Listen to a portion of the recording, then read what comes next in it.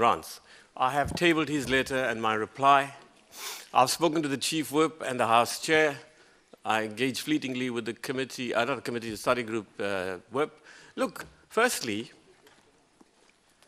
a member of parliament, whether a chair or not, is obliged to answer truthfully and honorably.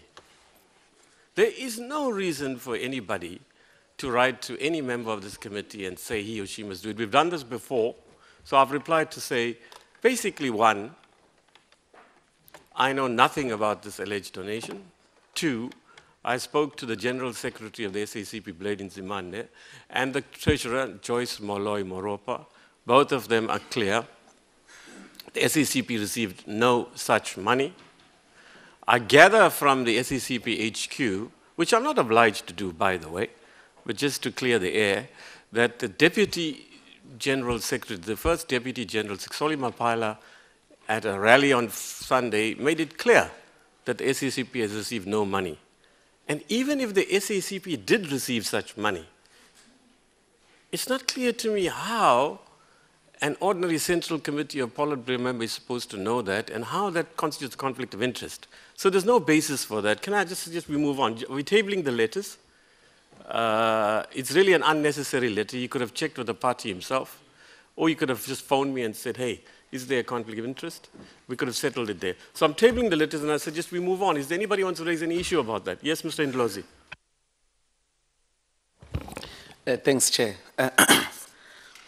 Firstly, I'd like to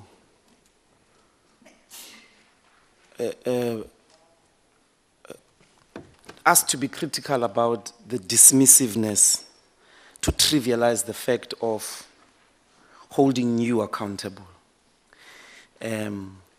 Because even in your explanation, the difference between a letter and a call, fundamentally, it's the substance that's important. Yeah, so I don't think it's wise to trivialize it. And secondly, to inquire if you feel conflicted, if you feel that your judgment may be impaired in engaging on this matter. It's not trivial. All of us are asked to declare our interest, and that's what a conflict of interest means. The target with the conflict of interest is to make sure that when we engage on a specific matter, you rise above, that you are able to look at all sides of the story. But if you're conflicted, you may not be able to do that. That's all we are checking. So if, as a leader of the SACP receives a certain donation, and the people who have given you that donation, their matter is tabled in the committee.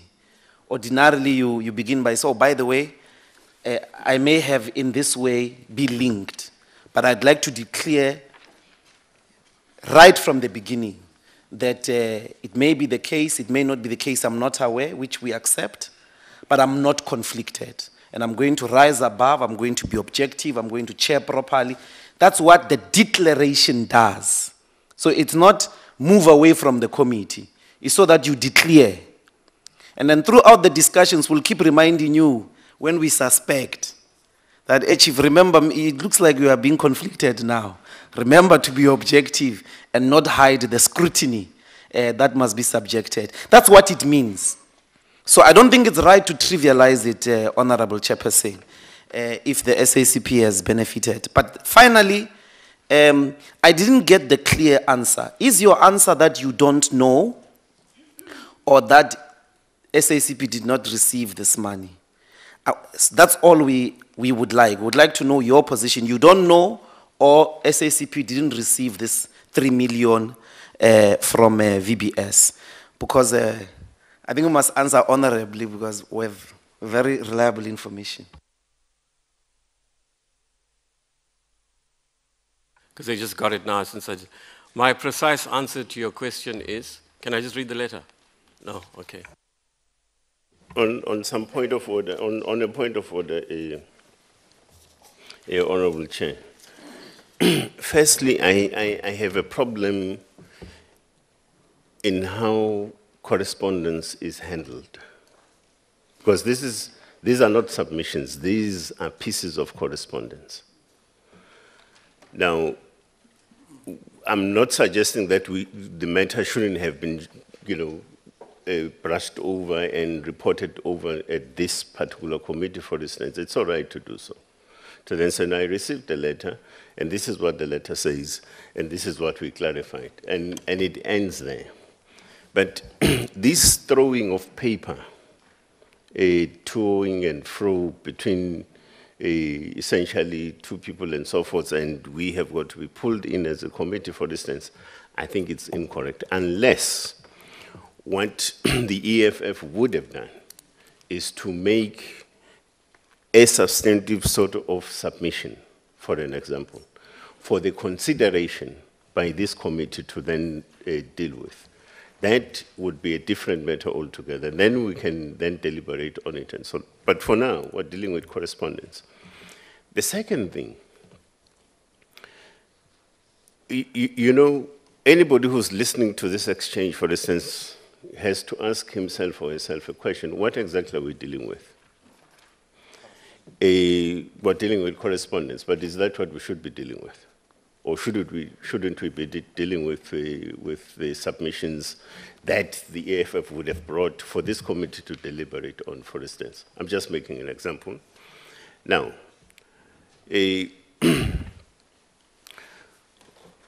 again, for me, the issue would also arise as to, in the ordinary conduct and affairs of a bank, like loaning people money, or whether it's donations, or even borrowing out money to certain individuals and so forth. How an offense criminally is that, for an example? So why do we find ourselves in a situation where if anyone has been either loaned some money from a bank, and specifically from this one, if that was legitimately done, why is that a criminal offense? And that's where I get lost in the discussion. Unless, of course, any one of us or any one of our entities within the state is able to point out a transgression in so an exercise, for an example, from a given bank. Then that would be a different story altogether, Chair. So for me, those are the two issues, but the first one is the process one I have a serious problem with. Yeah, Thanks. okay, Mr. Mania and then Tandi. Chair, I just thought that I should note for the record that if you look at paragraph 238.17, which refers to gratuitous payments received by one Brian Shavambu, it proves the honourable member's tactic that the best form of defence is attack. Okay, now, Tandi? Chair, No. Chair. Sorry, I did not get that. No, hang on. He's not referring to you in any case, but it's Tandi's. He's not referring to you. Tandi, it's Tandi's. Chair, it's. No, I'm trying to get the sense what he's out saying. of what he's Now, saying. he's implying that a certain person in this committee is rationalizing the accusations against his party, obviously the EFF, by attacking somebody else, is what he's basically, is that what you're saying? By attacking the SACP. Very eloquently put, Chairperson. Fine. Now, can we, it's nothing to do with you, Nati. Chair, it's giving. So the DA is defending the SACP. Now, Mr. Ndlozi. It's a good day to be alive. The DA is attacking the Okay, EFF. fine. Chair, it's given the nature of the matter that we're dealing with, we'll get some certain excitement that will show its ugly head when we need to deal with substantive issues.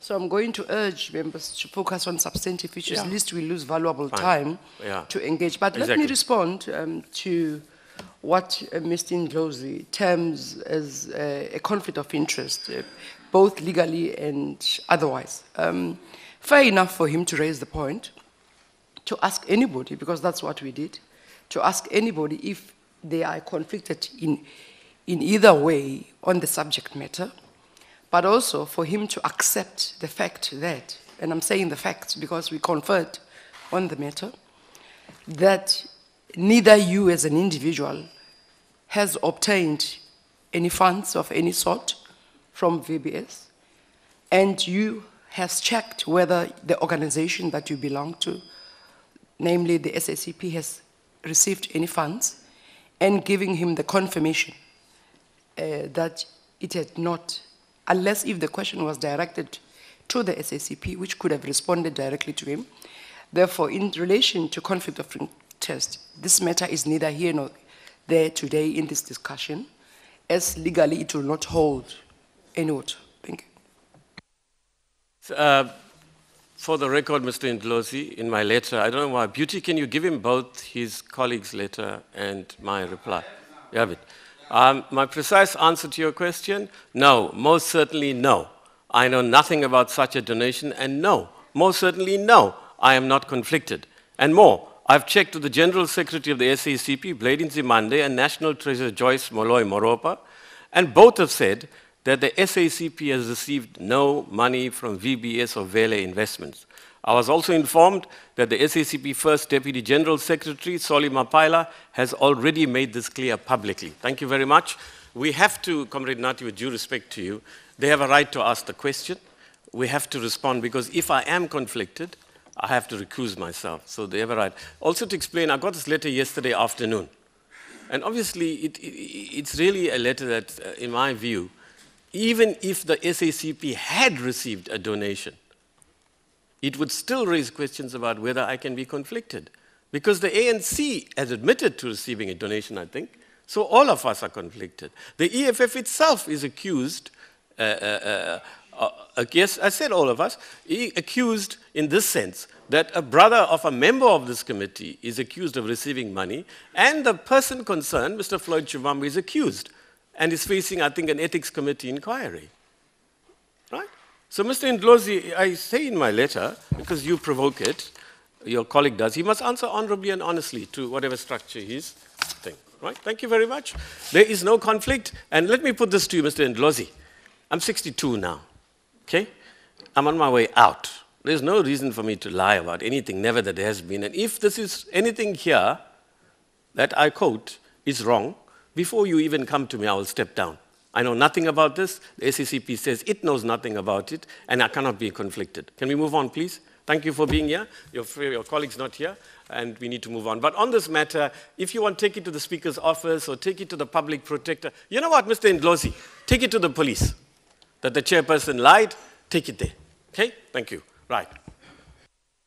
This is on a different matter, Chair. I just wanted to introduce you to my colleague, Kevin Milam. He was the first person who discovered that municipalities were making illegal deposits in VBS Bank, and uncovered that on the 14th of October, 2016. All right. Now, not really. Yeah. Right. But question to you, Mr. Mania. You people always accuse, I mean, the DA always accuses the ANC when there's a couple, a partnership, in the same party, in the same caucus. So you will attack Nkosazana Zuma because she was at some stage married to Jacob Zuma. So I want to ask you, and can you answer offline, in writing, on your letterhead, and don't ask, and I'll reply, let me tell you, you must reply honorably and honestly, and you must give expeditious attention to this matter, given its urgency and sensitivity, okay? I'm putting this question to you. Is it appropriate for Mr. Milam to be in your caucus when he is married or in otherwise a partnership with Natasha Mazzoni? Can you please answer honorably and honestly? That will please the EFF. Okay. Can all members please answer honorably and honestly and attend to the matter given its urgency and sensitivity? Thank you very much. Right. Can we move on? Welcome to Advocate Mutau, who had another commitment but has attended this meeting, and the Reserve Bank. So we'll take the program as it is. Can you give us an overview of your report? And obviously what you know from this committee's preoccupations across at least 2 political parties, maybe 3, is at the end of the day, what we want to know, we want to know why is it that VBS Mutual, in your view, cannot be rescued in terms of what law have you acted the way you have? You have said, and so has the Minister and Deputy repeatedly, set out the differences between the African Bank and other examples and the VBS Mutual example. But you see, this committee hasn't formally considered And this is the Oversight Committee. So even though you might have said these things before, you will want to presumably say it today as well. Not presumably, we'd like you to say it, okay? So we don't know how you'll share the time, because the report is really a Reserve Bank report, if I understand it, commissioned via Ms. Advocate Mutau. So welcome, everybody. We have also the Hawks here, the NPA here. Everybody's here according to the committee secretaries. Thank you very much.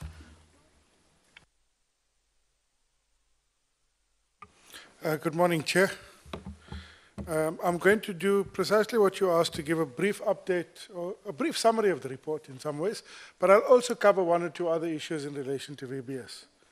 But you also give the advocate some space to speak as well. Sure. Yes. Just a brief background. VBS Mutual Bank was placed into curatorship on the 10th of March. The initial work of the curator found fake deposits, large related party loans, significant bad loans, in other words, loans that were not being repaid, weak systems, and possible fraud. The financial statements and the data returns to the regulator were not an accurate reflection of reality. I think it was on the 13th of April, the Reserve Bank appointed Advocate Terry Mutau, Senior Counsel, with the support of Werksmans, to conduct a forensic investigation into VBS. Periodic reports were received to the Prudential Authority during this process. Based on these periodic reports, three things happened.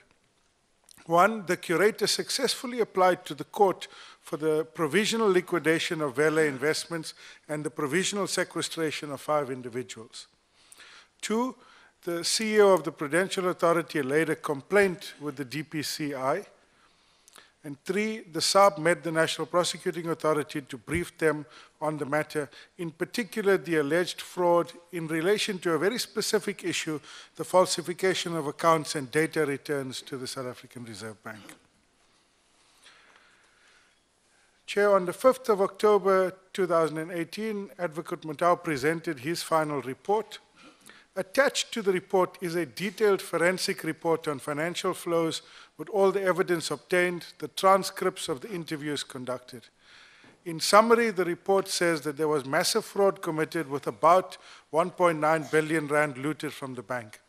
53 people or companies received money from the bank, with 27 named in the summary report.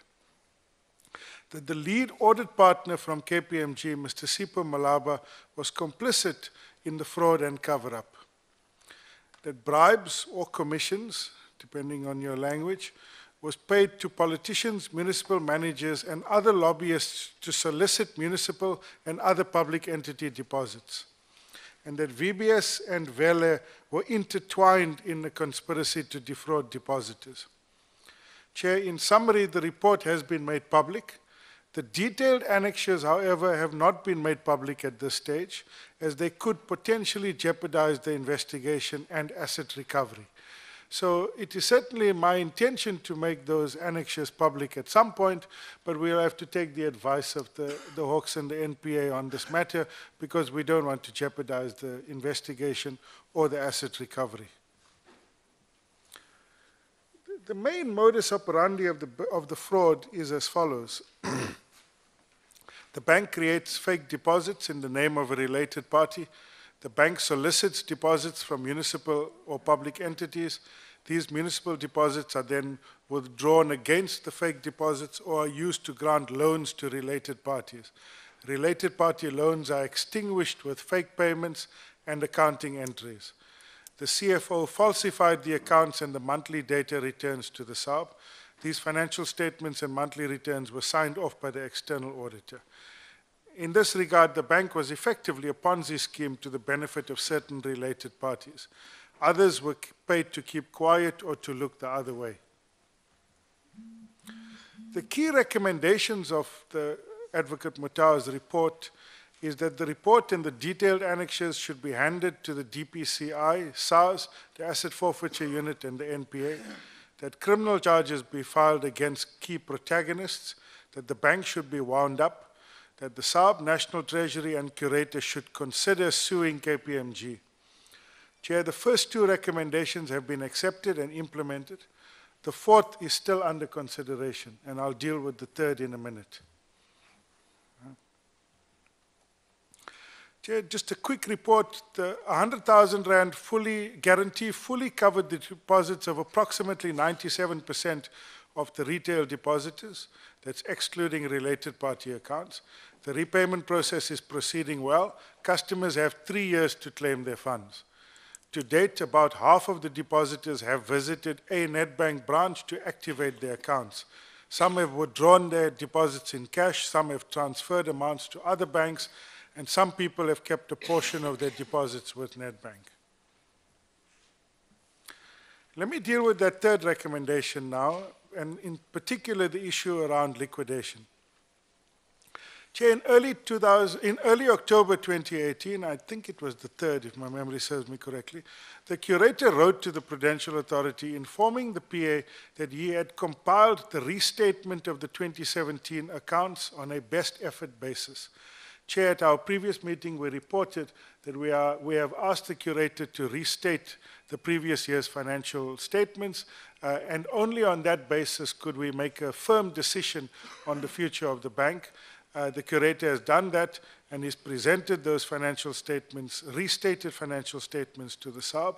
At this stage, they're unaudited, but they're what they call a best effort basis. We don't think the picture will change dramatically. This restatement shows that the bank is insolvent to the tune of about 372 million Rand. So there's negative equity of 372 million. These results may change, they may deteriorate further as a result of further details arising from the investigator's report. Chair, here's the answer to the specific question that you asked. In terms of the Mutual Banks Act, read with the Banks Act, once the Prudential Authority, or in the past the Registrar of Banks, has evidence that the bank is insolvent, the PA is legally obliged to approach the courts to apply for liquidation of the bank. Right?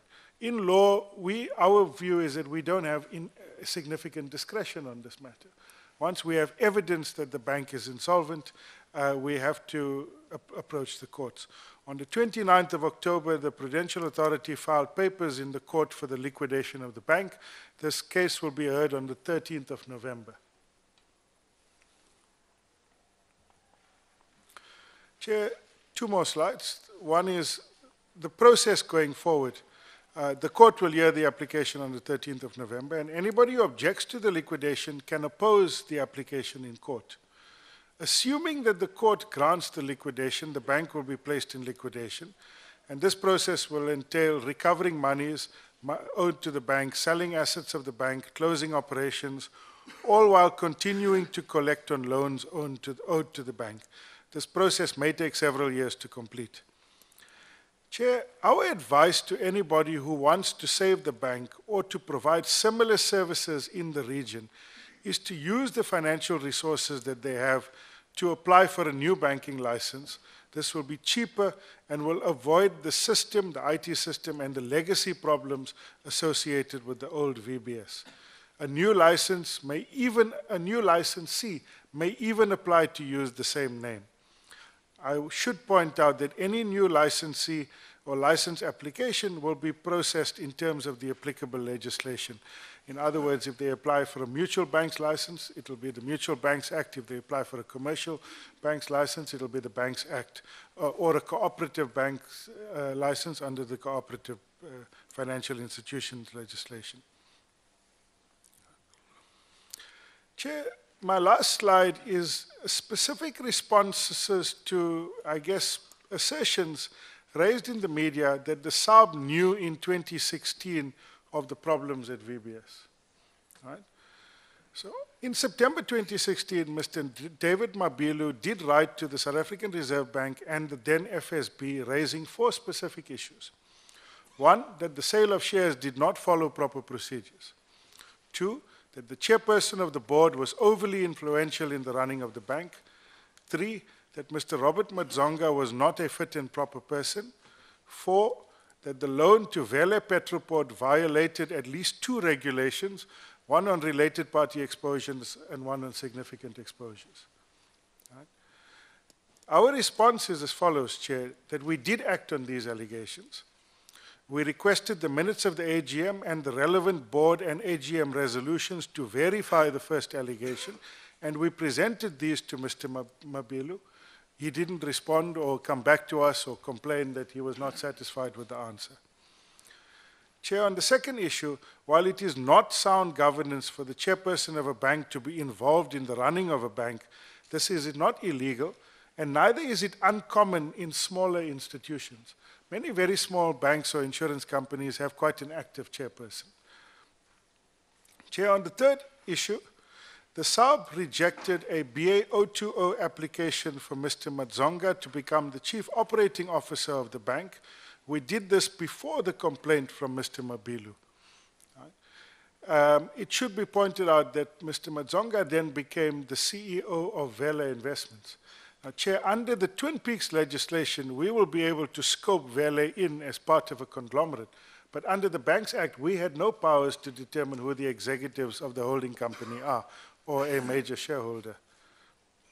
Chair, on the fourth allegation on the Vela Petroport loan, the SAB wrote to the auditors asking them to verify the fourth allegation, that is there a loan to Vela Petroport and does it violate these two regulations?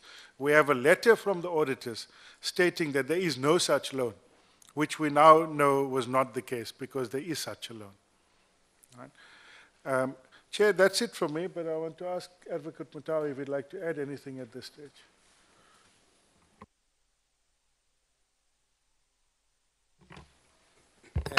Thank you, Chair and members of the committee. The one thing that I wanted to perhaps highlight, because I'm not quite sure how this is going to unfold, is that one of the many parties that were threatening litigation has finally acted on the threat, and they've issued an application to challenge the report on some or other basis, which I don't need to deal with here.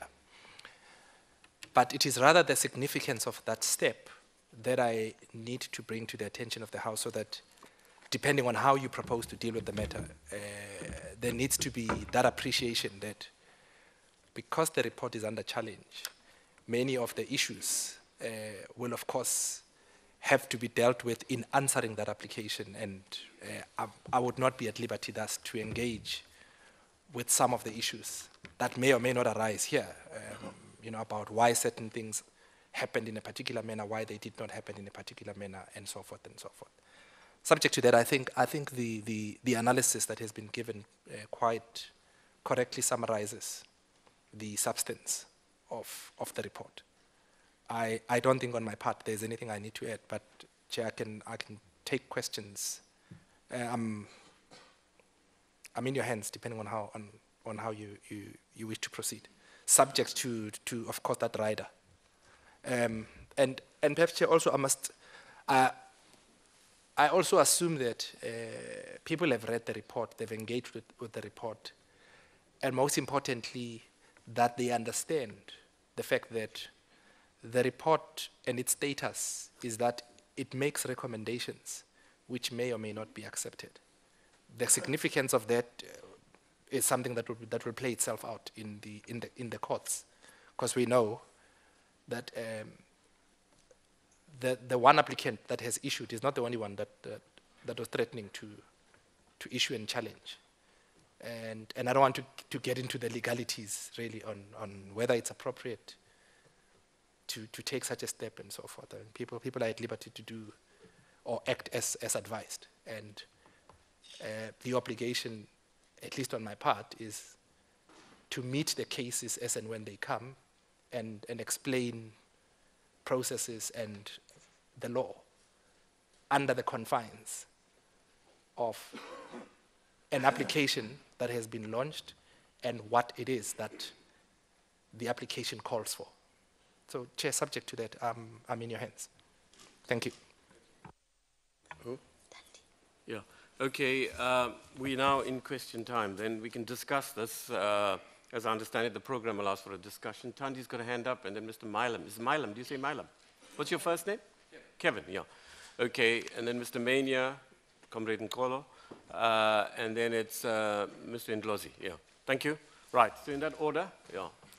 Chair, we need to assure Advocate Mutau that in this committee we are fairly aware of the South African jurisprudence and respect it to its entirety, and we not by any chance encroach on the role of the courts, because we understand very well that if a report has been challenged to a court of law, therefore the law must take its course. So we'll be very careful how we raise questions. And I think what we normally do in this committee, when questions brought us around issues that needs to be responded to in a court of law, we always request the person to make it upfront. It's going to be quite colorful, can I assure you. So as it happens, you'll have to use your own understanding of the law to be able to protect what's going to remain there. Chair, I've got 5 questions, and if any of the questions need to be responded to in a court of law, just made that indication, because I respect that, and because we expect prosecution, we will not want to jeopardize the process. The first question, it's whether is it possible, Kuben, to mention the name of the 5 people which an application has been made for them to be sequestrated. And the second one, it's who are these 53 people, stroke companies that might have received monies from VBS? And the third question, you might not be able to answer it in the immediate, but consider answering it. It relates to the 3% of the depositors. If you can break it down, because I'm trying to figure out, because you say the category that falls under the 100,000 rands comprise 97%, okay? So it means the rest of the depositors comprise 3%. So presumably, it's the municipalities falling under that category, but I want a breakdown because I'll tell you why. My concern is you might find pensioners who have saved money that is above 100,000, who might fall under this category of 3%, whom at some point we might want to consider them. And I'm careful about the words, who we might want to consider them, Momo, because those are like people who just saved up their personal money, not necessarily those who comprise the 300 that made the 48% of the investors. And my last question.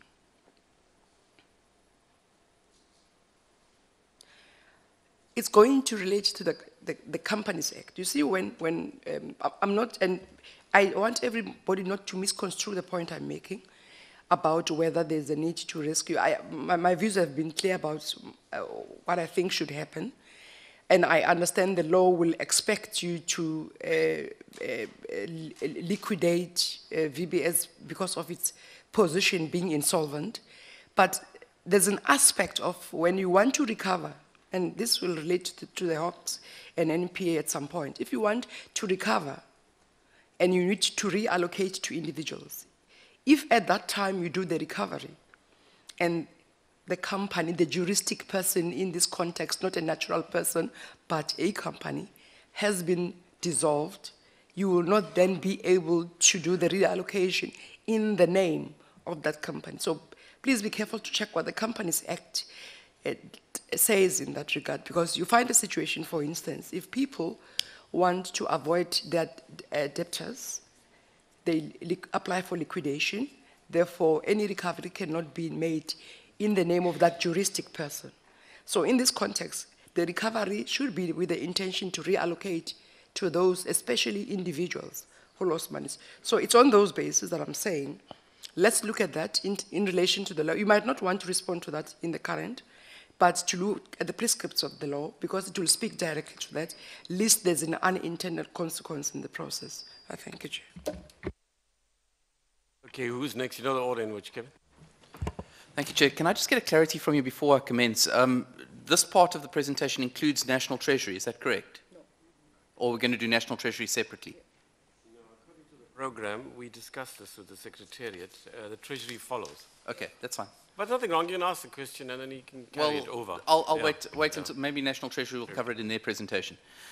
Chair, just a couple of things that I'd like clarity on from Mr. Naidu. And it relates particularly to the role of the Reserve Bank and the Registrar of Banks in terms of monitoring and enforcing compliance with other legislation. In other words, are the banks breaking other laws?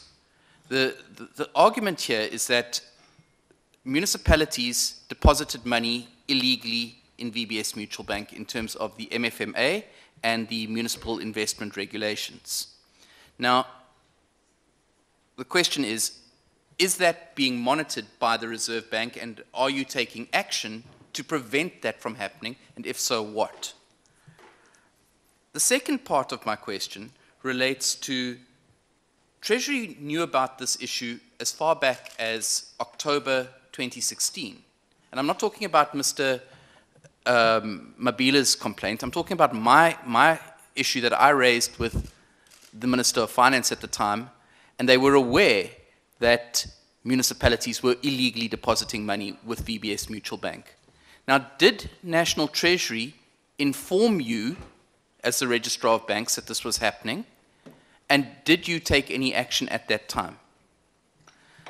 My last question, and it may well come up under the NPA section as well, is, in your mind, what is the status of the recovery of assets for VBS? In other words, what is the likelihood of there being anything for municipalities to recover? Thank you, Chair. Thank you, Chair. Let me begin by complimenting Advocate Terry Matau on his report. It's many things, but it's a masterpiece of writing and certainly opens with the most compelling few paragraphs of any report that I've ever read. So congratulations on your report. Because Matau, you may not know this, but it's the first time in 350 years that we've ever heard Mr. Mania to ever acknowledge somebody and congratulate them. It's never heard. Who's the media officer here? Whoever you are, Justice, can you issue a press release on behalf of the committee, not on behalf of Mr. Mania? Okay, thank you. Thank you, Chair. Then I have three questions. First to Advocate Matau. On page 134 of your report, you disclose the names of is it 53 recipients of what you call gratuitous payments. You refer to those recipients as the biggest recipients. So I wonder if you could share with us what threshold you use to determine whether a recipient was big, and how many recipients or possible recipients you have not included in your report and presumably are covered in the appendices. So that's the first question. The second question relates to the appendices. Now, Advocate Matau, you'd be aware that the Reserve Bank has not disclosed the appendices A through to D for the reasons that the Deputy Governor has stated. But perhaps a question too, did you recommend to the Reserve Bank that those appendices not be disclosed? That's the first question.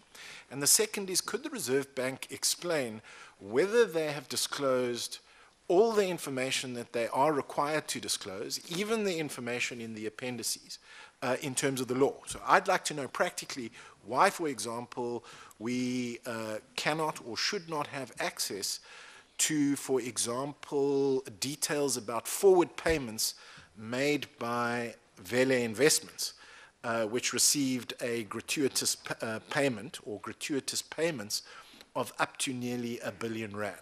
Why is it not possible for the Reserve Bank to disclose the forward payments from Vele Investments? That's the second question. The third question then relates to a matter which has been raised before in this committee. Chair, I think everybody is aware that the collapse of VBS Mutual Bank was the result of literally a criminal acts. But it does raise questions, and my colleague has alluded to that, about the action taken by the Reserve Bank from 2016. Now, when we raised this question in a previous meeting. My understanding, and I concede that my understanding may have been flawed, was that this inquiry would traverse the role of the Reserve Bank and whether the Reserve Bank had acted timeously and sufficiently robustly, and whether indeed there could be any strengthening of the regulatory environment or the regulation of mutual banks. But that does not appear to have been included in the scope of this inquiry. So I think we need to be clear. Is such an independent inquiry going to be conducted, and what are the relevant details of that inquiry? Thank you. Since it's a question of the scope of this meeting, there is no limitation on what you can ask, except for what might intrude on the legal processes underway. Now, one of the issues that I was going to ask, and I have raised with Kobe and Naidu offline, the Deputy Governor, is there was some suggestion by him that there should be some sort of independent inquiry. And he must reply to that. That's a question I was going to put. Secondly, nothing stops this committee from deciding, after we hear what the report says, and very, very importantly, what actions are taking place based on the report for now. It's a decision of this committee of how we go forward. We can either decide to recommend an inquiry, an independent one, or we can decide to have an inquiry of our own, or we can decide there is no need for an inquiry. But also, I need to alert you to this. I don't know, Teboho, we didn't confer this morning because of all the practical problems I had.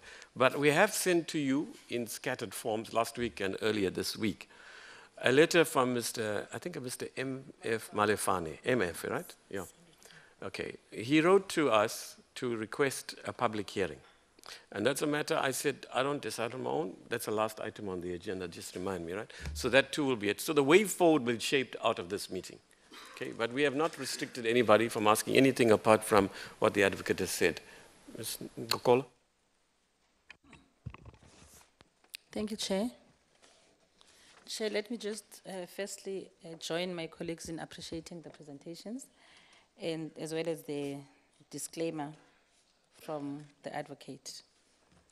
Chair, I have two short ones. The first one is on the actual initiation of the bank. The understanding is that there was good cause, and there was good motivation, and there was goodwill in the establishment of the bank. But the question is, on hindsight, could there have been areas of blind spot which could have been avoided, or could there have been something that could have been done so that this could be saved in good time at initiation? What is it that SAB thinks that if it had not happened the way it happened, this would not be the case? And related to that is the question of monitoring of the bank as things unfolded. Now, apart from the fact that there's a person who reports and says this and that has happened, what is it that SAB has done in timeously monitoring what was happening in the bank to prevent this from happening not only here, but also with other entities? Lastly, Chair, as a public rep, one is worried, as the whip of the committee has raised initially, on what then happens to people who invested in the bank, especially as individuals. Because when it comes to municipalities and other entities, that's still taxpayers' money, but one is worried about what I put into the bank as my own investment. The second part to that is what then, with the liquidation process, what then happens to the employees? Thank you, Chair. Is it Nati next? No, Mr. Ndlozi. Nati, you didn't.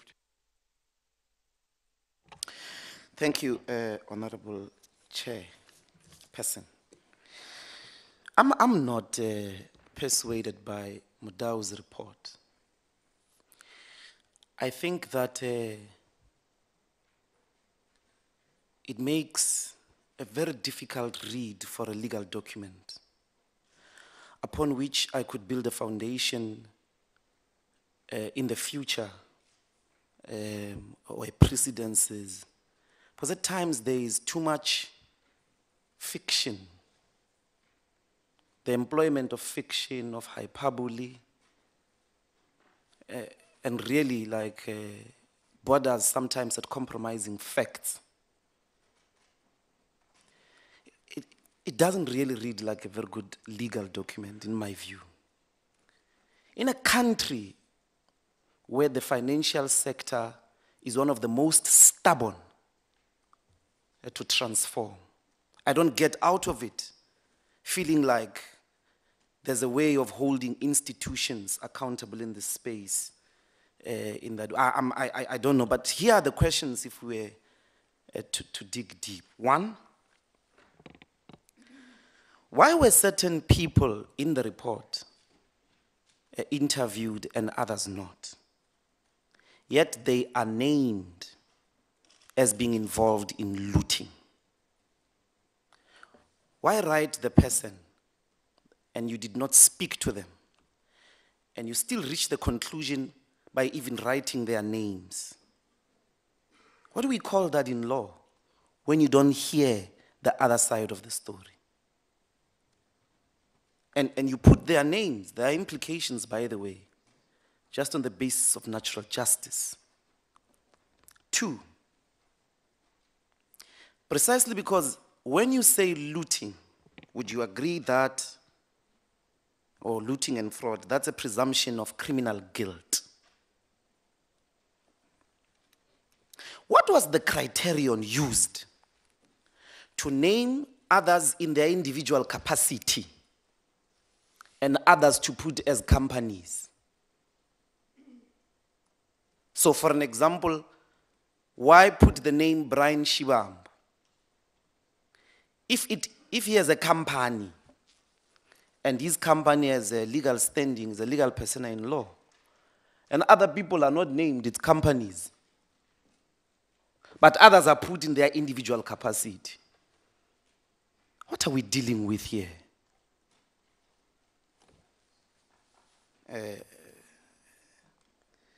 And perhaps so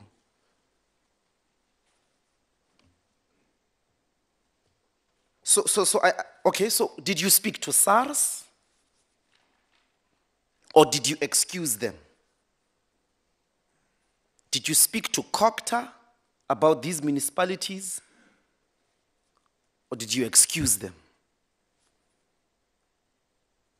Because they, as other honorable members have indicated, actually were engaged in breaking laws. Some had supervision responsibilities.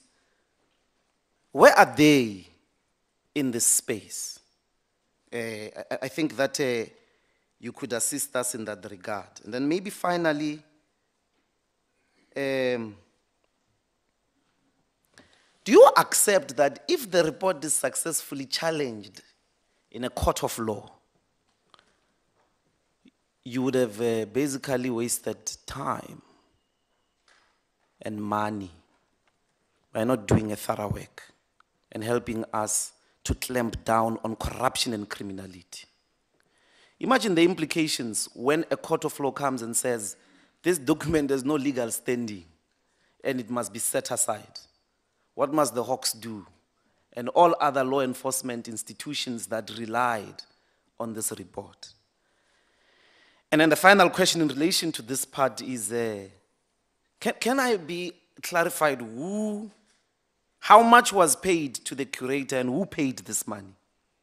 Was it VBS? How much was it and who was responsible to pay?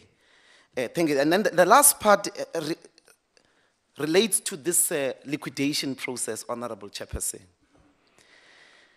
I'm not, I must go on record, we must go on record that wherever corruption and criminality rears its ugly head, it must be confronted very harshly. It must be properly punished. We agree 100%. So the substantive issue that Honorable Tobias was talking about the other time when we started is the conclusion of liquidation at this short space of time. It's very new in the history of banks that get into problems. I even went to look at studies. There is a thesis in the University of Pretoria, a PhD thesis. It's there online of a student that studied banks from 1990 that have faced problems of liquidation, of mismanagement, of debt, of corruption. And the Reserve Bank always tries to save them first, without a fail. Injects a certain amount of money, tries to recapitalize them. Here, the first act is VBS must shut down. So let me give one example that many people have thought we don't understand. And for the sake of time, I'll just read Honorable Chairperson. It's an African bank. Because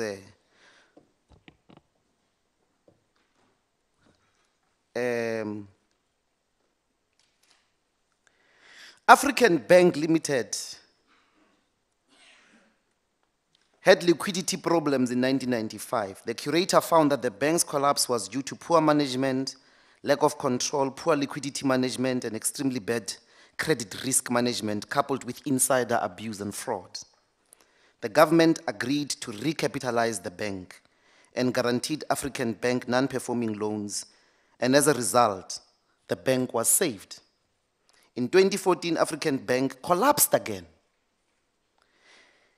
It is indisputable that greed got the better of the senior managers at the bank. The African Bank former chief executive, Leon Kekniks, I don't know how to pronounce that name properly, took decision which ensured that he is paid performance bonuses while flaunting the law and charging poor people interest as high as 32%. When the curator delved deeper into African Bank books, they found that this mister had received well over 300 million in remuneration, dividends in his personal capacity and trust, which he was a beneficiary. Other senior directors earned between 80 to 118 million before the bank collapse. Despite this, all these problems, African Bank was recapitalized into a new bank under new shareholders, and now it is positioned as a thriving bank. Whatever happens, the criminals will be long gone. You can put them in the jails, you can recover money that is lost. In 40 years, they'll be gone. But a bank of black people can live for 100 years. Why liquidate it? What is this move? It's unprecedented. I'm giving you the history of 1990, but mostly I'm trying to say under democracy. Why not save this bank? I can give you more than 10 examples. Islamic Bank, many banks where all the time the Reserve Bank, Honorable Chairperson, tries to save them first. Why kill VBS? And my argument is precisely because if we have a transformation responsibility and duty, shouldn't we recapitalize this bank? Shouldn't we save it from criminals, whoever they are, wherever they are, and make sure that it succeeds and ultimately even becomes a commercial proper bank that municipalities can legally bank with? Why this unprecedented move when it comes to VBS? Thank you very much. Let me raise a few questions. The first one overlaps with what Mr. Ndlozi asks. In terms of what provision of the Financial Sector Regulation Act did this process unfold? In other words, my understanding is that this is not a sort of like, how do I put, I can't find the right word, Advocate Mutau, not a legal, not a like a court process. It's a technical process where it seems that you are able to act in terms of the FSRA and check people's accounts and so on. So am I right to understand this to be? Okay, let me leave it there. Do you think it's fair to mention people's names and they haven't been asked to present their side of the story, right?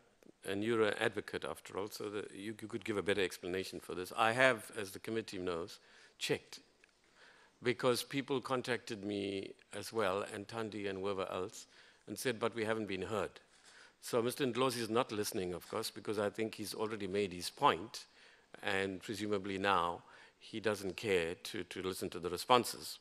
And so but presumably, Chair, I'm not saying it, the no, point point is of I'm order, addressing Chair. your issue. Please to don't say I did antagonize. pursue. Fine. Okay, I please withdraw don't that. Can we move antagonize on? me. Right. I'm saying No, that I did Comrade check. Eunice, don't I did check. antagonize. Don't say I don't care. Don't antagonize me. Right. Well, I'm the saying to honorable you, member here asked fine. me a question Okay, I've about said my I've withdrawn research. that. I've withdrawn it. Right. Yeah, But don't now- antagonize. I don't want to enter into that space. Right, fine. So I'm I'm here saying to to you, hold these people because- right, accountable. and Don't so are we say all. I don't care. Yeah. So I don't. Right. I'm Don't saying. do those value judgments Fine. with me. I'm free to make whatever judgments. I'm not prepared to say it as a chair. Correct? Fine. Yeah, As a but you chair, are I shouldn't say it. distracting this process now. No, Leave you me are. alone. You are. Focus on the I am issues. responding to the issue you raised. That as the committee chair, I did ask them the question you've raised. And this is I not- heard you. Right, fine. I can Fine, multitask. Fine, good. So here it is. I checked whether it is fair, because we also got from the very civil society you presumably were contacted by to say that this is unfair. So we asked them, how can you not hear the other side?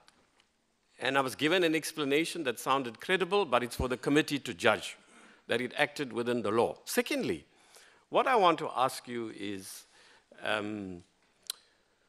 what happened, having heard Mr. Ndlozi now, what happened to the African Bank CEO? He was accused of all of these things. I recall all of that. I wasn't aware subsequently of what happened to the CEO and anybody else who was accused of irregularities. What happened to them, right?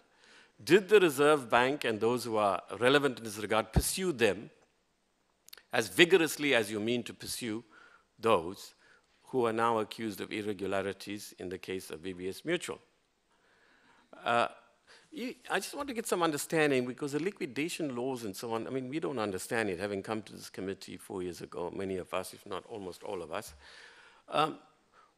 The advantage of liquidation in certain circumstances is what? That you can secure money, the little that you can, back, and then you can give it to the depositors. And if you cannot liquidate, then you cannot do that, right? We've heard you repeatedly on the Reserve Bank, but I think the question is correctly asked here, because this committee now has to apply its mind to your answers. So although you've said this in the public domain many times, I think you should repeat it here and take it further as required by the the members of this committee. But I also want to ask you, I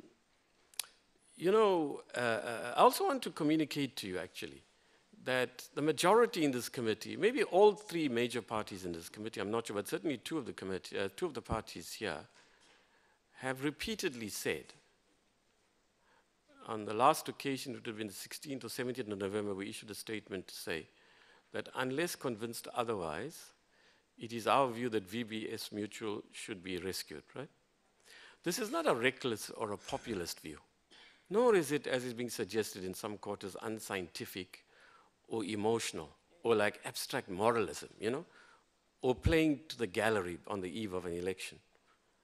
It's related to our financial sector transformation report, may I stress, Advocate Mutau and others, including Mr. Ndlozi. You may not have been, but Mr. Shivambu played quite an active role in that process, your colleague, your comrade. We made it very clear there that this situation, Momo and them won't agree, but you know what? They're answerable to Parliament, and they need to understand that increasingly, actually. They're answerable to Parliament. So is the minister. That's the way it is in the Constitution, shaped by the very party that he comes from. So, you can say what you like as Treasury and Reserve Bank. It will not detract from the view of this committee, that to have 4 banks dominate 85% of the market, it may be okay in other countries in the world, but not in a country with such deep inequalities, such racialized deep inequalities, actually. It's unacceptable. Unacceptable. And then we are told by all these experts, so to speak, from Treasury, you know, this is the way banks are, they tend towards monopoly and so on. Well, we keep telling them, you know what, let's not go around in circles. We have the most acute income inequalities in the world. And it's largely racialized. What is looming is a racial explosion. So, Mr. Governor, we are saying to you, the issues are more in the political terrain. But we've been pleading with the bank also to be more sensitive to the need to have new entrants in the market who represent primarily the African majority. We have said in our report that we want the bank to be more sensitive. So for us to the need for, the position we set out, as you'll recall, comrades and colleagues, the position we set out in our financial sector transformation report, it's 130 pages. It took us over 200 hours of work between the committee secretaries and the senior members of this committee.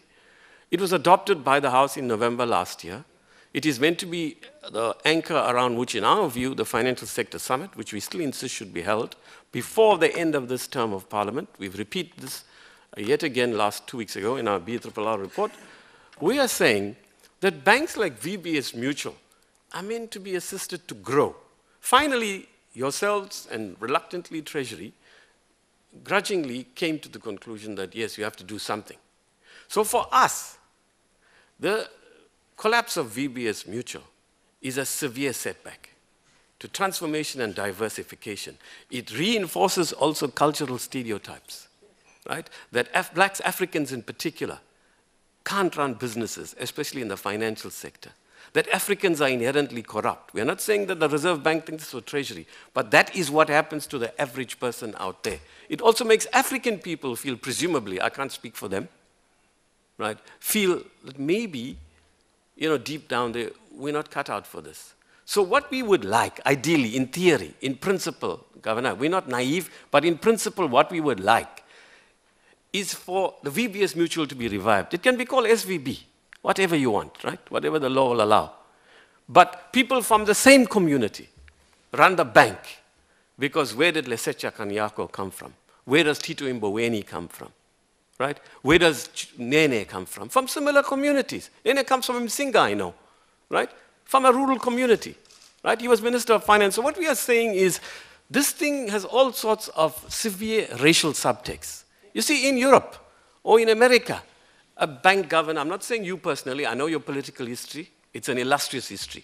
So I'm not talking to a bureaucrat. You only became a bureaucrat after '94. You have a remarkable history, not just you, but your whole family, right? So I know where you come from, right?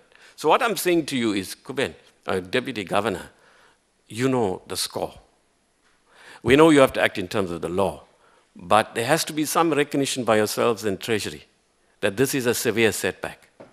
Because VBS Mutual was almost like a romantic model until we discovered what seems to have happened. So I'm saying to you, Reserve Bank Governor, that we are not naive. The people spoke. We had the most extensive public hearings this country has ever had since 1994. It was the worst public hearings we had in the sense that we've never seen such polarization. And it took an overwhelmingly racial form. So all of us, white and black, we have to wake up. This financial sector is too crucial not to be transformed. So what we would like to see, and we're encouraged by what the minister said and what the president said yesterday. And so the gap between us and them is narrowing. Both of them seem to say, unless I misunderstood them, the minister said that the bank may not be able to be rescued. I think the deputy minister said a similar thing in the House last week. But the services should be rescued.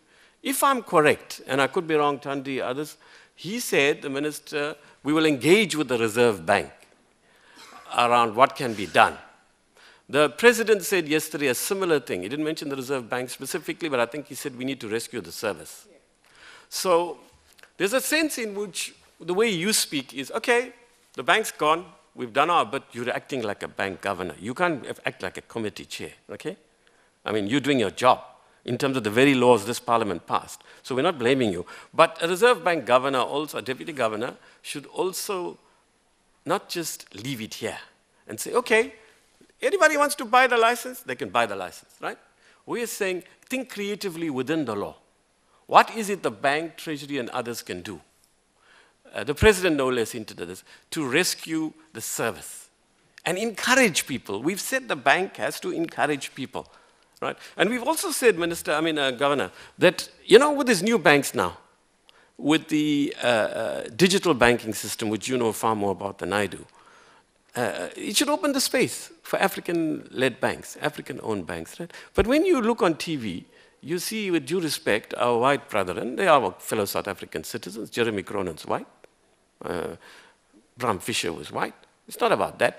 You see, again, it is mainly people from the empowered communities that are running these banks. I thought I will see a Shabalala or a Kanyesi, all right, or a Imboweni, I don't mean the minister, being actually on TV saying we're setting up these banks. So we think you can within the law, and if you can't within the law, tell us why you can't over time, and let's change the law. Let's change the law. We have said repeatedly, Governor, before you think we're naive and populist, we do not believe, we say in our report, that you encourage the emergence of African entrepreneurs in the sector at the expense of the poor depositors and policyholders who are primarily African. But then don't use that as an excuse. See, what we are worried about, Reserve Bank Governor, because VBS Mutual has collapsed. I'm not saying you could be Deputy Governor, others in the Reserve Bank and in the Treasury will say, you see, the committee wants to transform. They want to be sympathetic to small banks, and then who suffers the most? The poor rural people out there. So we're saying, no, we find the right balance between, and it's a reinforcing thing, creating African-owned banks, right, and ensuring that primarily African depositors don't lose out. So we're not naive. The way it's being presented out there, we pick all these rumors up, by the way. Not saying you do it. We've been picking a lot of these rumors up, all these things that I mentioned. So we're responding to people who know who they are. We're not naive. Then the next thing is it correct to say that because, I think it's the point Tandy makes repeatedly, I think she said it now, is it correct to say that if you cater for everybody up to 100,000, then the poor have not lost out? Because the poor also not only deposit personally, they deposit via stokvels, burial societies. Who does that? Not you and me. It's the poor. So they are losing out. They may have put, what, 300,000-400,000 in their Tandy, and then they're only going to get back 100,000. But that stokvel is representing not the empowered and the rich, right? Then the next question is, what is wrong? You know, we get this other strange thing, we're picking this up. What is wrong in the committee saying that there needs to be an independent inquiry to find out the lessons, even if only to exonerate the Reserve Bank from all these allegations about your poor performance? Certainly as a committee, I would like members to think about this. At the end of this meeting, surely we can say one thing, we need an inquiry. Personally, my view would be, think about this, how are we going to do an inquiry in the few months, a few committee weeks left? I think there's about 7 committee weeks, I heard yesterday, left now. How are we going to do it? So we want an independent inquiry. It must report by the beginning of the next term of Parliament. Surely it's in your own interest. Surely it's in Treasury's interest. For Treasury's role, I'm sure Kevin's going to raise this, also is questionable. We're not targeting anybody. We need to learn what is it we as a committee, what is it, comrades and colleagues, what is it as we as a committee did? Did we fail also in our role, right? So these are all the issues. Finally, I cannot resist saying this, Mr. Mania. It's very instructive that you are using this very FSRA. I never got to say this in the House. This very FSRA that you vigorously opposed. You never even attended some of it. Vigorously opposed to now bash everybody and anybody, right? You even wrote that letter to say that the FSRA, you recall, the FSRA shouldn't be proceeded with, you'll recall, right? And there's some rule you used and so on, right? Now, let me put this, something you must think about, right? You, the DA, also opposed, I'm told by somebody in this committee, the very clause that is being used to tackle this VBS matter. So it's rather rich of you. By the way, I just want to remind you, you can reply when you want to, but that's the fact as I know it. Having said that, can we now move on to responding, please?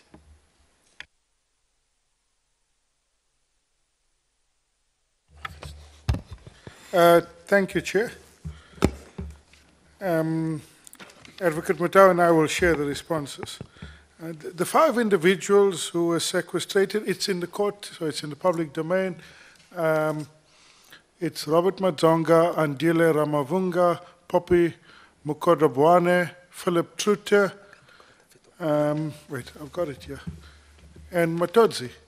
Yeah, Tifilwe Matodzi. Those are the 5 individuals. Right? Chair, both you and Honorable Tobias are absolutely correct that the 3% of depositors who have not been fully secured are poor people. So, for example, there's one Stockfell there with 500,000, right? We have no legal basis to look through the account at the individuals. If we genuinely tried, right? But we have no legal basis to be able to do that, right? There are genuinely grannies there with 150,000 in savings, right, in their pensions. So this is not a victimless crime, right? There are victims here and they are poor. Right? So there are at least 3% of those depositors who we will not be able to fully secure. Right? And let me deal with one aspect that was raised. It is likely that, if I were to be a betting man, I would guess that we will recover somewhere between 20 and 30 cents in the rand. And that is what municipalities and other creditors are likely to get going forward. Right? Going forward. And it will take several years. So let me be clear, the 100,000 guarantee does not cover municipal deposits. Right? It does not cover corporate deposits. It does not cover related party deposits, so people who were related to the bank. It also does not cover the Popelo Benefit Scheme, which was a widows and orphans pension fund set up by a mining company. It doesn't cover that. Over 300 million. Right? Those are the most destitute South Africans. They would lose. So the guarantee doesn't cover that. Right? And the money that we put in doesn't cover that. The recoveries of money is not contingent on criminal processes. The curator is continuing to recover money. The liquidator, if the bank goes into liquidation, will continue to recover money. There are civil processes that we will take to recover money.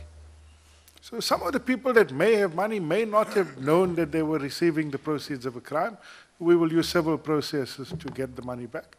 But we have also presented the report to the Asset Forfeiture Unit, and we've also presented the report to SARS. Because if people claim that they provided a service, then they must pay VAT, they must pay income tax. SARS is actually pretty agnostic. If you've received income, no matter where you receive it from, you must pay tax on that. Right? So we will do everything in our power to recover as much money as we can. We will use a combination of civil processes, asset forfeiture processes, revenue service processes, and criminal processes to try and recover as much money as we can. But I'm not optimistic that we will recover a huge amount. Chair, there's been a series of questions about the role of the SARB. Let me attempt to deal with that specifically. So, firstly, it was the governor that committed the Reserve Bank to conducting an internal inquiry. We are quite close to announcing that, but it is not for me to announce that. In some ways, it should be him who announces that. We will have an internal inquiry. When I say internal, I mean in the internal regulatory failings or lessons within the Reserve Bank. It will look at the regulatory processes. It will look at the supervisory processes. It will not look to try and find blame, but it will look to see what are the lessons. Right? That will be done. My indication is that that will be completed by the end of February. Right? And that will be made public. Right? It will be made public. Right? But it's not fair for me to announce that. Right? So on the issue of, what did we do when we discovered that these municipalities, that this bank was receiving municipal deposits? For the first part of my answer, let me draw on the reply of Minister Nene to a question from Mr. Milam in Parliament. Right? And there is the question to the Minister of Finance, the response says, the South African Reserve Bank does not generally conduct compliance monitoring by banks of laws falling outside the financial sector regulatory laws. It focuses during the period in question, its focuses during the period in question was on the licensing of banks and compliance with financial sector-like laws by the Banks Act, Mutual Banks Act, Financial Sector Regulations Act, Currency and Exchanges Act, Financial Intelligence Center Act, and does so via the Prudential Authority and the Financial Surveillance Department. So, Chair, in the primary instance, it is not our job to police the MFMA. However, once we discovered that they had municipal deposits and that it was illegal, we worked with the bank to develop a plan to repay those municipal deposits. The moment that we discovered that those deposits were illegal, we were in a legal catch-22. Right? If they had to repay all those deposits tomorrow, the bank collapses. Right? They did not have the liquidity to pay all of that. So we had to put a plan in place to, in an orderly manner, get those phased out. And we did that. We worked with the bank to put that. But the problem is it wasn't executed. In fact, they went in the other direction. Right? From the time that we had put the plan in place to the time that the bank was under curatorship, the number of deposits and the quantum of deposits actually went up. Right? But we worked with the bank to get them to get rid of these municipal deposits. Chair, in the last meeting that we had, there was a question by a certain member about whether other mutual banks, in particular Grahamstown Building Society, has municipal deposits. In the last meeting, I said they do not. I went back and I've checked. I can confirm they do not have municipal deposits. Right? So if anybody has any evidence that any mutual bank has got municipal deposits, please present that. Because it's raised in this House. Right. Can we just have people present the evidence before making sweeping statements? Thank you.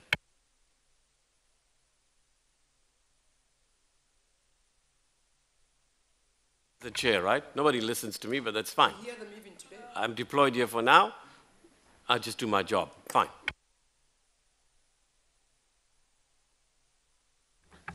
Chair, I'll cover two more issues. The first is, were there regulatory blind spots? So some of this will come up in this inquiry, but I've already publicly said three things.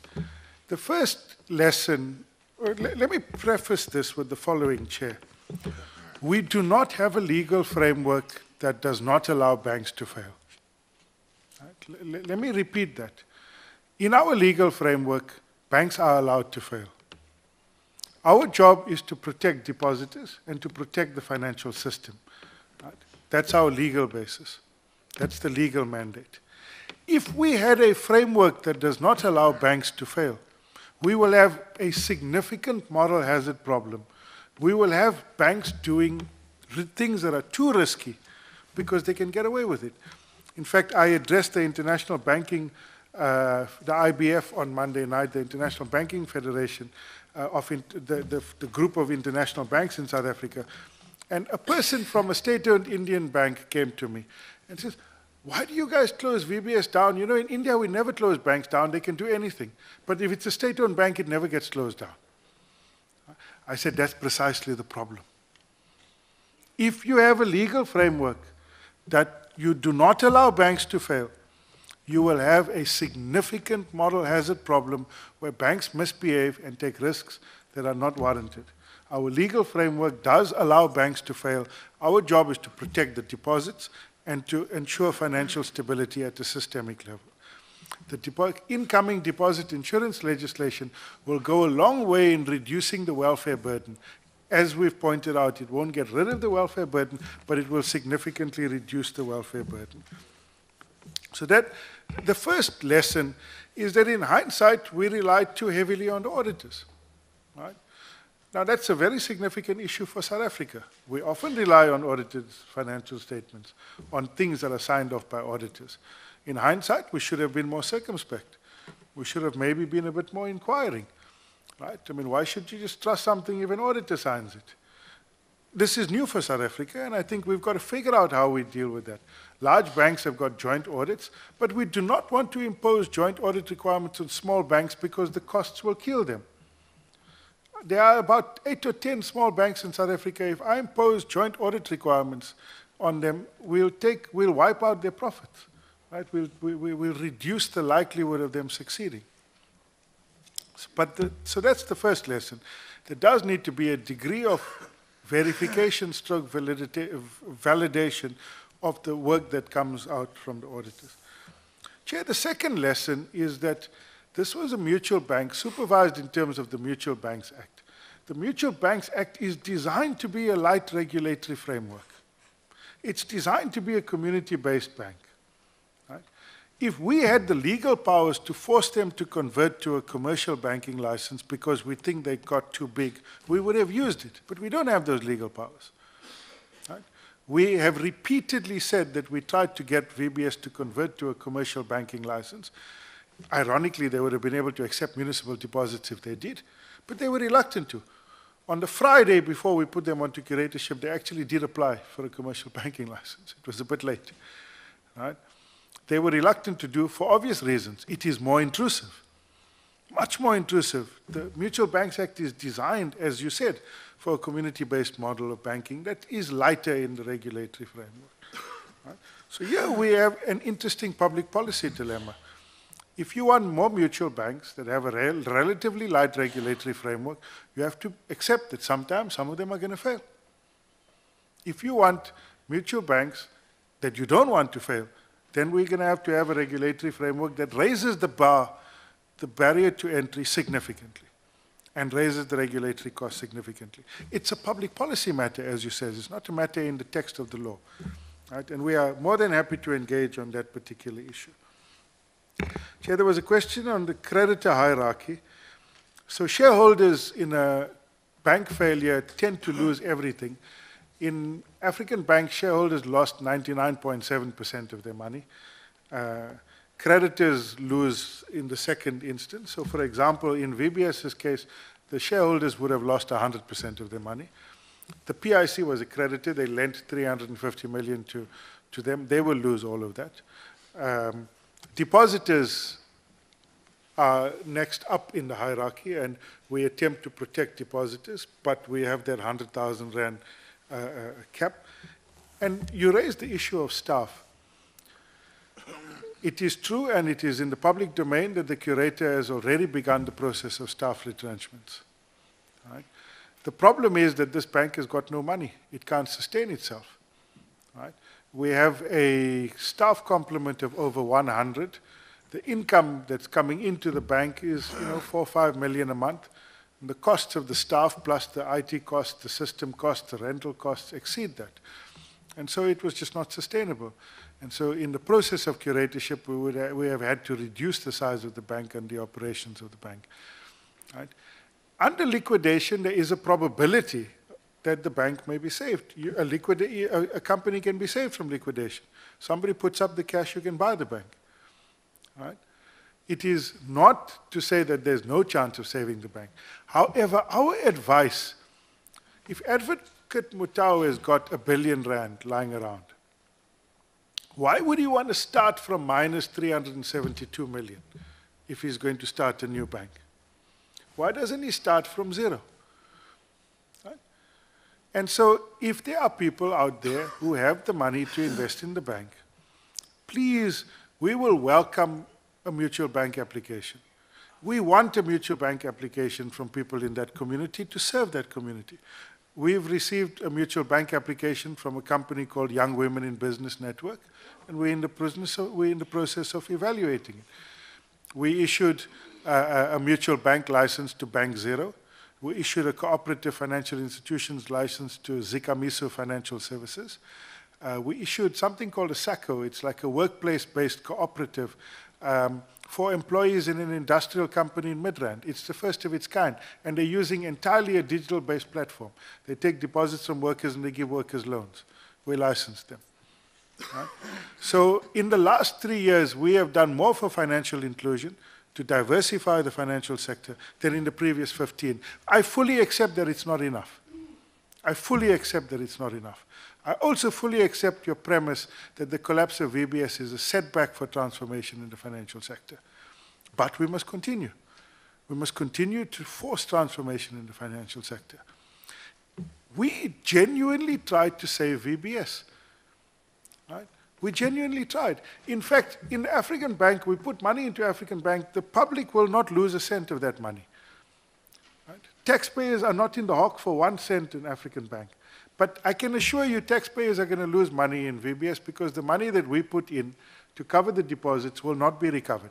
We may get 20, 30, 40 cents in the rand, but taxpayers will lose money. There has to be a specific legal process between the Minister of Finance and ourselves when we put taxpayers' money at risk. Right? I want to repeat the point that in African Bank's case, the curator found significant wrongdoing, significant irregularities. And I have filed an affidavit with the criminal authorities in the matter. But there is a big difference between criminal negligence or criminal conduct and sheer stupidity. I'll give you an example. If I decide to buy Elarine's furnitures for 10 billion rand, it's a very, very bad business decision when it's probably worth 2 or 3. I then run a business model that buys a bed for 100 rand, and I sell it to Terry for 90 rand at 36% interest plus 10% insurance. Right? So under Twin Peaks, we have the ability to scope all 3 entities, the furniture retailer, the insurance company, StanGen, and African Bank into the scope of conglomerate supervision. Under the Banks Act, we didn't. We only look at the bank, the FSB looks at the insurance company, and nobody looks at the furniture retailer. So you've got large profits in the insurance company, some profits in the bank, and massive losses in the furniture retailer. Right? But there's no evidence that there was fraud. If there is, it's not up to me to decide that. Right? We've conducted an inquiry. We've handed the findings of the inquiry to the criminal authorities. We filed a complaint in that regard. In our view, there isn't any evidence that there was fraud. There were some really bad decisions, poor corporate governance, weak systems, greed. There's a difference between that and a crime of fraud. Right? And I shouldn't be the one to judge that. It's the criminal justice system that must do that. So, Chair, we fully subscribe to your transformation objectives of the financial sector. We are doing absolutely everything in our power to advance that. We accept that the collapse of VBS is a failure. We genuinely hope that somebody would apply for a banking license, a mutual banking license preferably, and will provide a similar level of services to the community that was served. I hope they do it because they'll start on 0. If they want to take over VBS, they'll start on minus 372. At a profit of about 30 million rand a year, it would take them about 12 years to break even if they start on minus 372. It makes no logical sense to start on minus 372. Right? It makes sense to start on 0. So, Advocate Mutawa, I've left a few to you. Thanks, Chair and members of the committee. One of the things that one can appreciate is the fact that when it comes to legal matters, there's a reason why you have a number of volumes of law reports which contains judgments, and I have no doubt that when parties went into litigation, each of them was advised that they have good prospects of success, and only one party emerges victorious. It may be, the result might be accepted after the first court pronounces, it might not, and so forth and so forth. By that I mean, you're quite aware that in the public domain, for example, let me use the one person that has been mentioned here, and I quite understand why Mr. Ndlozi mentions Mr. Brian Shivambu. I don't need to deal with it here. It's understandable that why he selects that particular name, when in that list there are a number of other persons that are mentioned who received monies through companies, but they've been mentioned by name. But whether it's permissible or not, I'm not going to debate that. If Mr. Shibampo is going to bring that case will be answered in those proceedings, because what he has made clear is that he is going to be challenging, and one of the things which seems to be the central theme among those that are challenging, including the application that has already been issued, is the question of Audi. For the reasons that I mentioned earlier, can I just be permitted not to deal with that question, because the question has squarely raised its head in proceedings, and it has been foreshadowed, because through social media and other platforms, people have already sent letters, and they've already told, at least letters of demand, to the extent that they were sent to me, including one sent by Mr. No, I can't recall whether Mr. Shibampo sent one, but I know that the substance of his case has been put out in the platform, or in the public domain. I know that one of the issues that he's going to be raising is the issue of Audi not having been heard before the name was mentioned. So that issue will be dealt with in court. One thing I can assure the committee is, speaking for myself, I don't know any of these entities. I don't know any of the persons or the role players here. In approaching the mandate that was given, one approached and acted within the four corners of the law. Whether that suffices or not, that's for the court to decide. But one would not walk lightly or just simply adopt a particular approach without testing it against legal principles and prevailing authorities. So that perhaps should answer also one of the questions that was raised about what happens if a court sets it aside and so forth and so forth. Let me not say anything beyond that. Then the question of who are the 53 persons and entities, that is disclosed in the public copy of the report. That's at pages 133 to 134. So those names are there. I don't need to deal with that. The question of the threshold, or perhaps issues of composition, how that happened. You'll see, for example, people that are mentioned, you have members of staff of the bank who were very instrumental in paying monies to entities in circumstances where those persons are not linked with those entities at all, but they were paying on instructions. And they, in return, would receive money, or they would be afforded the opportunity to also pay money into their own accounts, or to pay themselves. The logic and the rationale is set out in the report on why. For example, if you read the report, you will see why a particular name appears, if you see it. And with regard to the threshold, other than persons who are persons from the bank, you will have seen there's a threshold of about 16 or 15 million. So if I can just go to 133.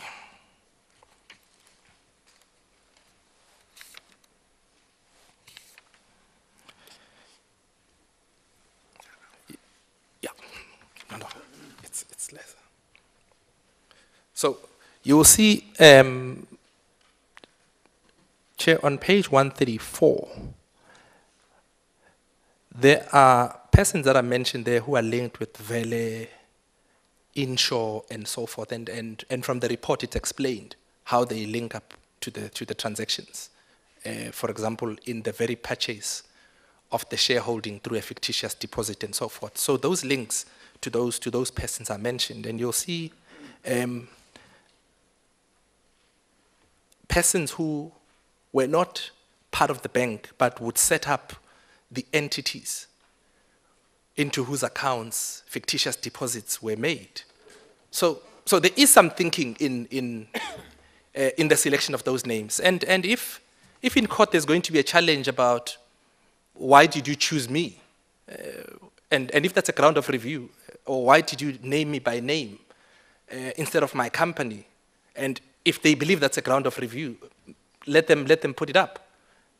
And that case will be fully answered. I mean, legal principles are very clear. And in particular, the status of this report is perhaps what people miss about what is its purpose, what are the effects of the recommendations, what's the status of the recommendations, and so forth and so forth. Then perhaps to deal with the question, so I'm not going to deal then with obviously the style of writing. I mean, yes. I mean, I can't be measured. Perhaps, it's fine. I didn't write for purposes of persuading other people about the style of writing, whether it's fiction, whether it's whatever they call it. I mean, I must confess, I only have, I only have 2 degrees. I don't have a PhD. So. There's no need to say all that. No. One was complimentary, the other was. No, Chair. Not quite. No, Chair. Let me be clear. Let me be clear. You see the criticism, and I accept. Perhaps it's well founded. All I'm saying is to explain the fact that perhaps in my writing of understanding legal principles and what it is that I'm trying to convey, because this also goes to an ordinary reader. What happened here in this bank affects the poorest of the poor. And you want to write at that level of it being understood in the event the Reserve Bank is to disclose the report, because I didn't know whether they were going to disclose it or not. I was hoping that they will, because of the huge public interest that this had generated, in particular, how, from a transformation perspective, it should be understood by ordinary people in the street that not everyone is supportive of a particular modus operandi or a particular cancer that is eating into our society. So if for example, that constitutes fiction and it's a ground of review, again, let the court decide. The issue of the appendices, perhaps if I should deal with that. Sorry, and Chair, I must say, I'm saying this with the greatest respect. Mr. Dlozi and I have married into the same family. So. Is there a conflict of interest No, here, no, Mr. Dlozi? No, sorry. Well, no, sorry. Some of his family members have married into the family in which I'm married. So, I mean, he would be at the wedding when I'm there, and so forth. So I have the greatest respect to him. But I want it to be understood that none of this is personal. And people are entitled, for whatever reason, to be aggrieved by some or other aspects of the report. But because we live in a democratic country that's founded on constitutional principles, people are entitled to exercise their rights and to impugn whatever it is that they find offensive. And for example, I wouldn't have any ill feelings about persons that do that. In other words, to the extent that I have a relationship with persons, and some of whom are mentioned here, I mean, it happens all the time. Judges, and judges find against you on a particular matter. You don't agree with them. You continue, you appeal, but it doesn't affect your relationship with those particular judges because you've known each other as colleagues before people were elevated. That's really about the game of law requires an element of maturity to it and no personalization of issues. So I'm saying it in that context that it should be understood. Then the question of the appendixes or appendices. When the report was submitted to the Reserve Bank, it was mentioning the entirety of that, and that was not sensitized. But in discussing with the Reserve Bank whether they should disclose it or not, the question of having to tread carefully was raised with the Reserve Bank for its consideration. And one of the things that I raised personally with the Reserve Bank is, given the fact that part of the recommendations are to submit this together with the contents where the entirety of the narrative is set out, is contained, it may be prejudicial to disclose those aspects of the report at this stage, because those are the aspects that the NPA should look at, the prosecution should look at, and those, for example, SARS also should look at, among others, in applying their own mind to those aspects that are placed to them, or before them, and deciding what is it that they need to do and what is it that they shouldn't. So if one has to weigh the public of the public interest aspect, that public interest, because this is done really for strengthening that particular aspect and for the recovery, maximum recovery of what can still be saved, faced with the reality, and you would have seen that one of the things that was happening, which we uncovered, was the dissipation of assets and the large scale at which it was happening. At some point, one had to draw a line in the sand. You can't investigate everything in its entirety. If one had time,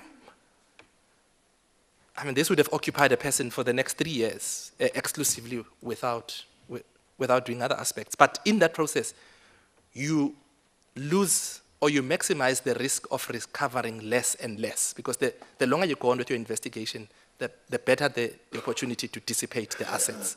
So I needed to strike a balance at some point, given the status of the report and given the fact that law enforcement still has an element to play, exercising their own mind, of course, and so forth. I'm not sure whether there's anything else that No, I believe I covered. Thank you very much. Now, colleagues, I need your advice, right? We have consumed about 14 or 15 minutes on my status here, and then we are meant to finish at 13:30. Now, there are outstanding questions. There are 2 hands at least that have gone up, signaling 3, 4. I think we should prioritize those who haven't, I'm seeking guidance, prioritize those who haven't asked questions. I would like to suggest that there are some issues, Advocate Mutau, that the committee may want to pursue after the court cases. So, for example, it could be argued that even though you can't reveal certain things here because of the pending court cases, you can do so after the court cases. Some might even argue that there's a general principle you might spell out, unless it prejudices your court defense or defense against the court action against this report. What is the broad principle you use to separate the names of businesses from individuals? Why certain one? So even if there's a broad principle, perhaps you could say that in this meeting, unless you feel that it'll prejudice your case in court. Secondly, I think that what we should do is after the court case is over, I'm not sure whether it'll happen before the end of our 5th term of Parliament, but in the exit report, request the new incoming committee to call you and the Reserve Bank governor here and pursue these matters further, where we also have to ask the new incoming committee, presumably, to look for some sort of regulatory failures, if there are any the committee feels are necessary, then we will amend the acts accordingly. So I would like to suggest that in view of the time constraints, that we move on to what action is taking place and then see at the end of the meeting. Are you able to stay till the end of the meeting, Advocate Mutau? It's 1:30. Sorry, Chair, I was told that I'm here until 11:30. Yeah, if you had to be, but you have to leave at 11:30. Is that yes, correct? But I mean, I've gone past. It's 10 to 12. Could you stay, though, Yeah. So what I'm asking is for guidance from the committee. I'm being practical. We have got the senior people from the Hawks and NPA here, and we really want to see what action there is, because all of us agree that whoever is done wrong has to be dealt with decisively and swiftly. Not just in this case, Steinhoff and every other. Right. So what I'm asking for is guidance. How do you want to go about? I would like to ask those who haven't asked questions, there's only one, to just ask the question, and for the others to just to wait till the end. But can we have briefer answers? I'm just pleading because I can stay till beyond 1:30. No, I need to finish my speech, so I can't stay. Okay, so give me guidance. Are you in broad agreement with me? Let's see how things go. We can come back, Mr. Ndlozi. We don't ever repress anybody. And then if you can, Mr. Ndlozi, Dr. Ndlozi, you are, but you know, in BSNE, we just call people by first names unless they really rile me personally. There's no rule that says I have to call you by your first name, right? So, look, my friend, we are not repressing you. Actually, broadly, there's agreement on VBS being rescued between our two parties, right? But I think the gap has narrowed now, as I suggested, but you may not agree. Secondly, what I'm saying is, you're going to stay till 13:30, are you? Absolutely. Fine. So let's see if we can come back. Even Mr. Mutau is not here. The Reserve Bank governor could answer, right? But are you leaving now? Yeah. Sorry, Can I indicate one thing practically? Yes. We had negotiated a date over the phone. In fact, I spoke to almost all of you who are here over the phone to ensure they're coming, right? Now, secondly, then emerged that you had a constitutional court case. And Advocate Mutau asked to be excused. And we said, no. And so we struck a deal with him. I mean, you can't report on everything. That he has to go to a court case, we understand, and that we're likely to finish around 11:15, and so you can leave by 11:30. So that was a deal we struck. If necessary, Advocate Mutau, because you're answerable to Parliament and Kuben Naidu is, we'll call you back even before the court cases. But for now, I'm saying, can we just allow Alf Lees and Dick Lady to ask their questions quickly? Sorry, you want to say something quickly? Sorry, Chair. I am, because of my preparedness to assist the committee, can I suggest something else as well? What the committee may want or may wish to consider is firstly rescheduling and then indicating the period, because I think perhaps there's much more interest in this particular topic. And then we are clear that if I have to be here for a day, then for a day. No, Chair. Yeah. Sorry, can I finish, perhaps? No, I'm saying it's up to you. You will decide. You don't have to make a call now. But the other aspect, the other alternative way in which you could do it is, even if there is another invitation, but if there are, for example, written questions, in advance, and then I know I can come with whatever material that's necessary to the extent that it doesn't compromise the case, of course, or the threatened review and defamation actions. Yeah. The latter is what we do, Mr. Ndlozi. We ask for written questions. So you have a right to ask questions. But I think in the circumstances, what do we do about Alf and Dick Lady? Quickly ask the question. Okay, Alf and then Dick Lady. Thank you, Mr. Chairman. Advocate Mutau, really, I've got nothing for you, so if you need to go, you're free. I don't know if Dick Lady has anything. All right, hang on. Both you and Thandi get a minute each. It's not for... Advocate. Mr. Okay, Chairman, you can I have a just want minute, to but not ask- just yet. Let Dick Lady speak. I just need to ask Saab a question, that's all. Yeah, they're staying. Okay, let Advocate Mutau go. Dick Lady, your question is directly to him and Ndlozi, right? One minute for Ndlozi. You've got up to 3 minutes, Dick Lady. Chair, I appreciate. I wish I could speak, but I'm fine with the first one. Yeah, okay. All right, okay. Thank you, Chairperson. I find it very fair what you are doing. Two things very quickly. I'm not married, for the record, to you.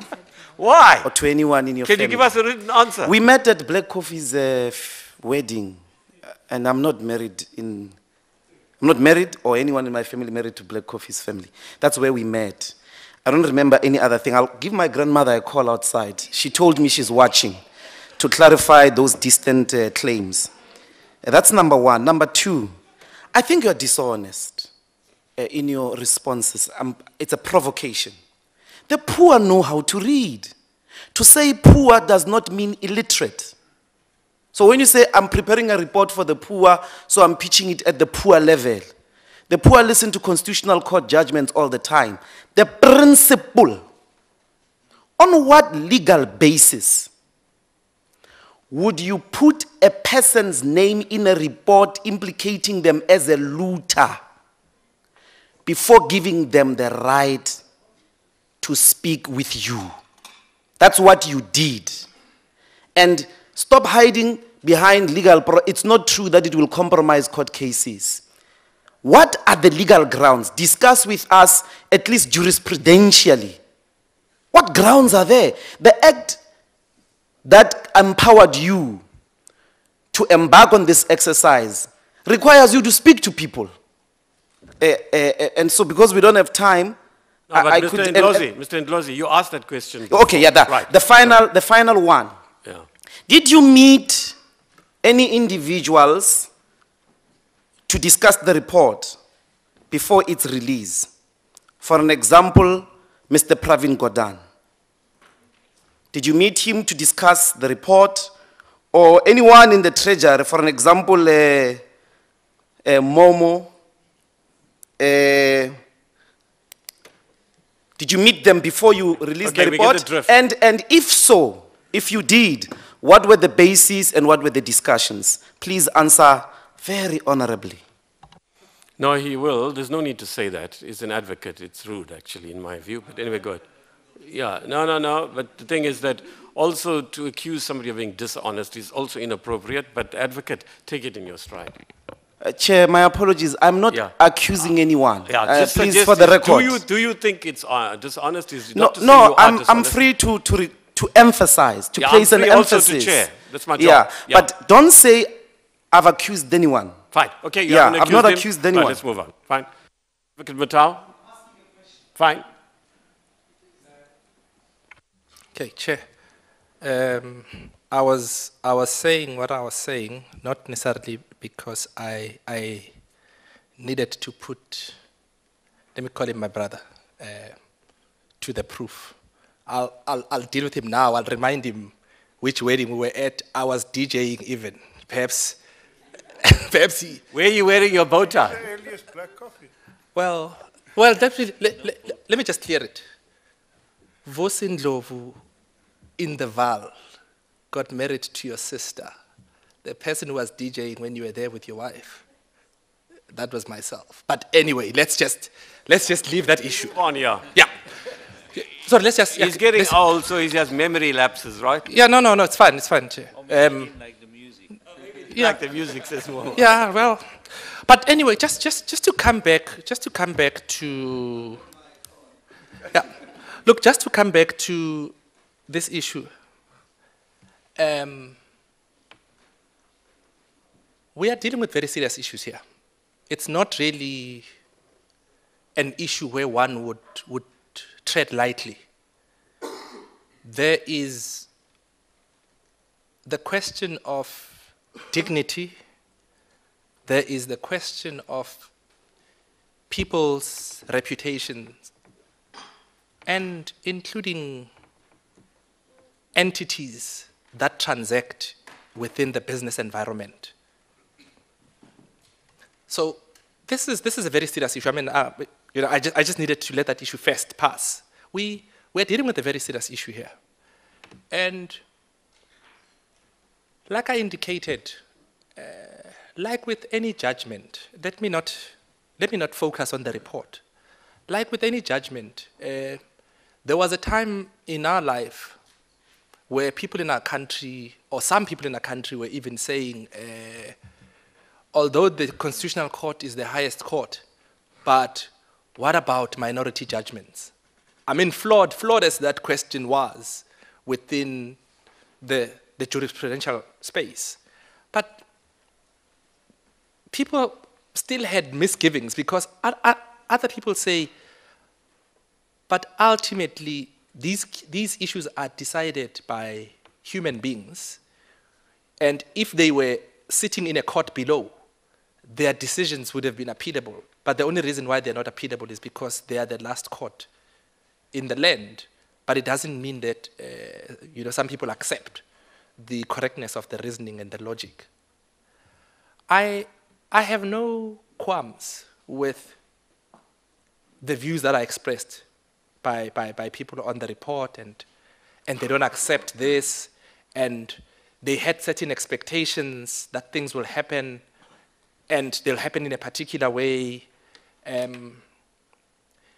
Like even if a section had been quoted that says, I'm required to do that, I would not have provided advice on that, because to respond to it would have been too.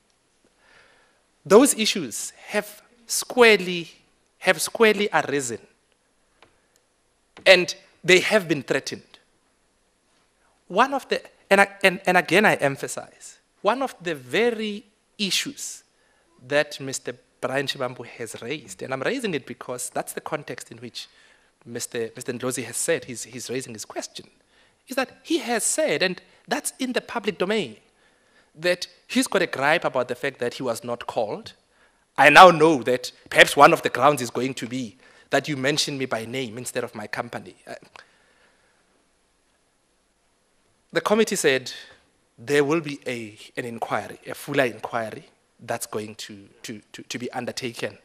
I am certain that there will be some coordination between what ultimately is done by law enforcement and this committee in setting up that inquiry, because I'm sure the committee will also be sensitive to, so in consultation with the various entities that are implementing the recommendations. Due respect, given the time constraints, Yes. you've covered the ground pretty well. Then the question is, did you meet with any senior politician or senior official, in particular yes, sir. Praveen Gordhan and Ismail Momonyat?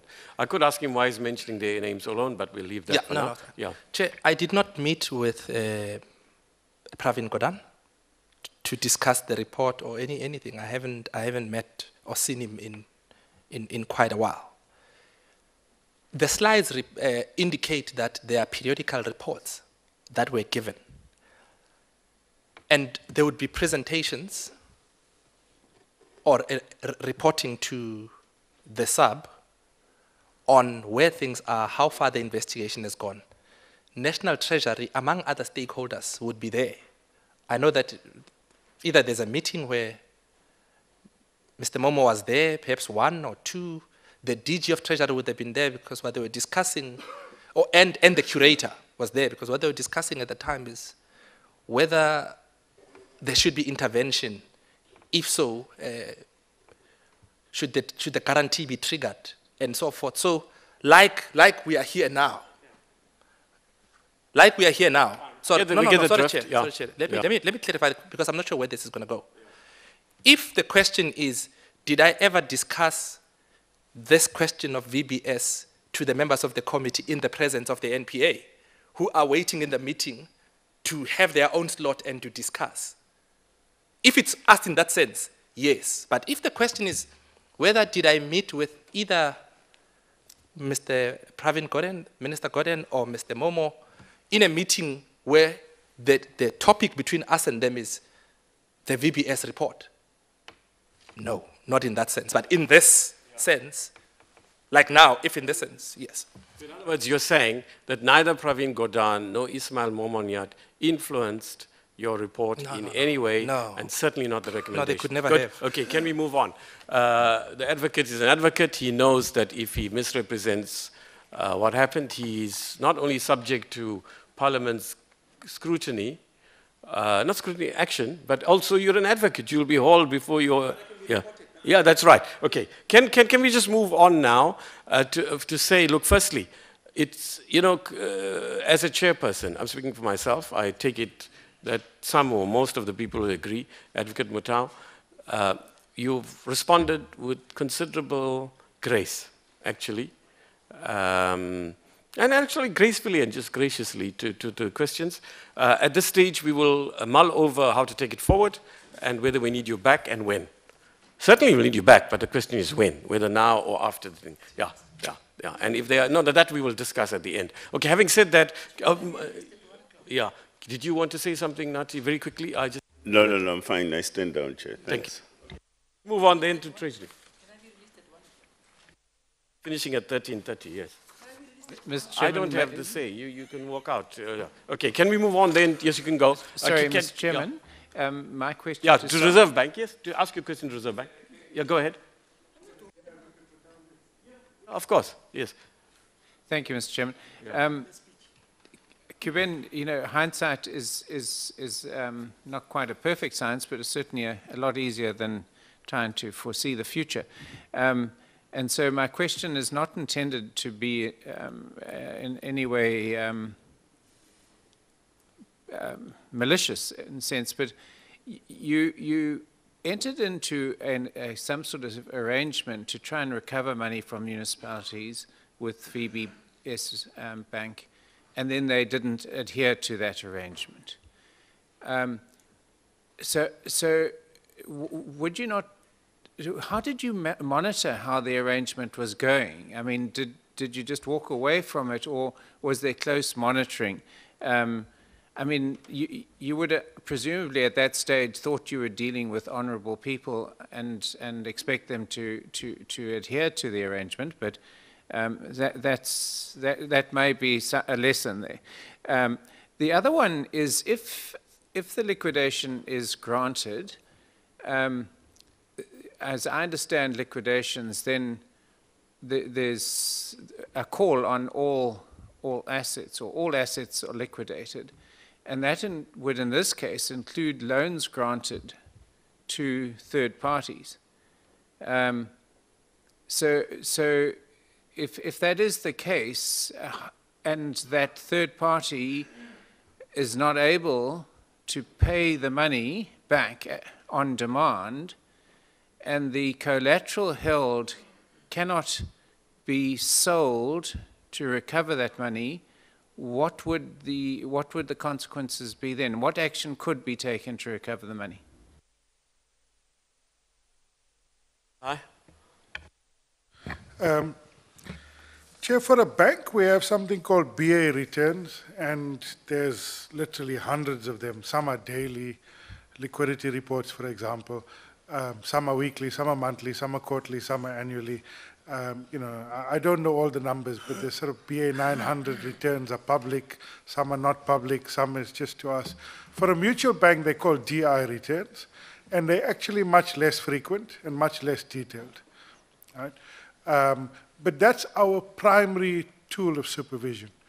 And so the bank sends us a DI return. It stands for Development Something Institution. It's a mutual bank term. So they call DI returns. And that's the primary information that we get from the bank. Right? In addition to that, they are required to submit half-yearly financial statements and the annual financial statement that has to be audited. That's essentially the information that we get from the bank. So when we write to the bank and we say, we want you to put in place a liquidity plan to reduce your reliance on municipal deposits, right? Because you face a significant concentration risk and a maturity mismatch. Right? We will look at the DI returns to see whether they comply. And for what we know now, the DI returns were fiction. Right? They were not an honest reflection of reality. Right? One of the points made in the report is that the financial statements said that they had 713 million in cash or cash equivalents. We now know that that was closer to 13 million. Right? Again, in hindsight, we could have done some independent verification. So we could have phoned Absa Bank, for example, and says, you know, VBS claims that they've got a deposit in FNB or Absa. Is it so-and-so? But we didn't. We relied on those DI returns. On loans granted, in liquidation, if I've got a mortgage with VBS, let's say I've got a 200 Rand mortgage with VBS, that mortgage I'll still have to pay my debt. Right? The liquidator can attempt to collect. At some point, the liquidator may sell my loan to somebody who can collect. But I still have a legal obligation. And if I'm unable to pay it, then it will be normal sort of liquidation law or sequestration law, depending on whether it's an individual or company. But you are legally obliged to pay your debt. If you don't pay, the liquidator may try and sell your house. But this happens in banking all the time. Sambo had a very lucrative book that was sold to other banks. The banks collect on that. There are companies that specialize in debt collection in South Africa. and they buy books. African Bank have sold some of their loan books to companies in the financial services sector. I think you're covered. We can pursue it further with you. I'm just worried, colleagues. We've got NPA here and so on. Right, so can we move on? Yeah. No.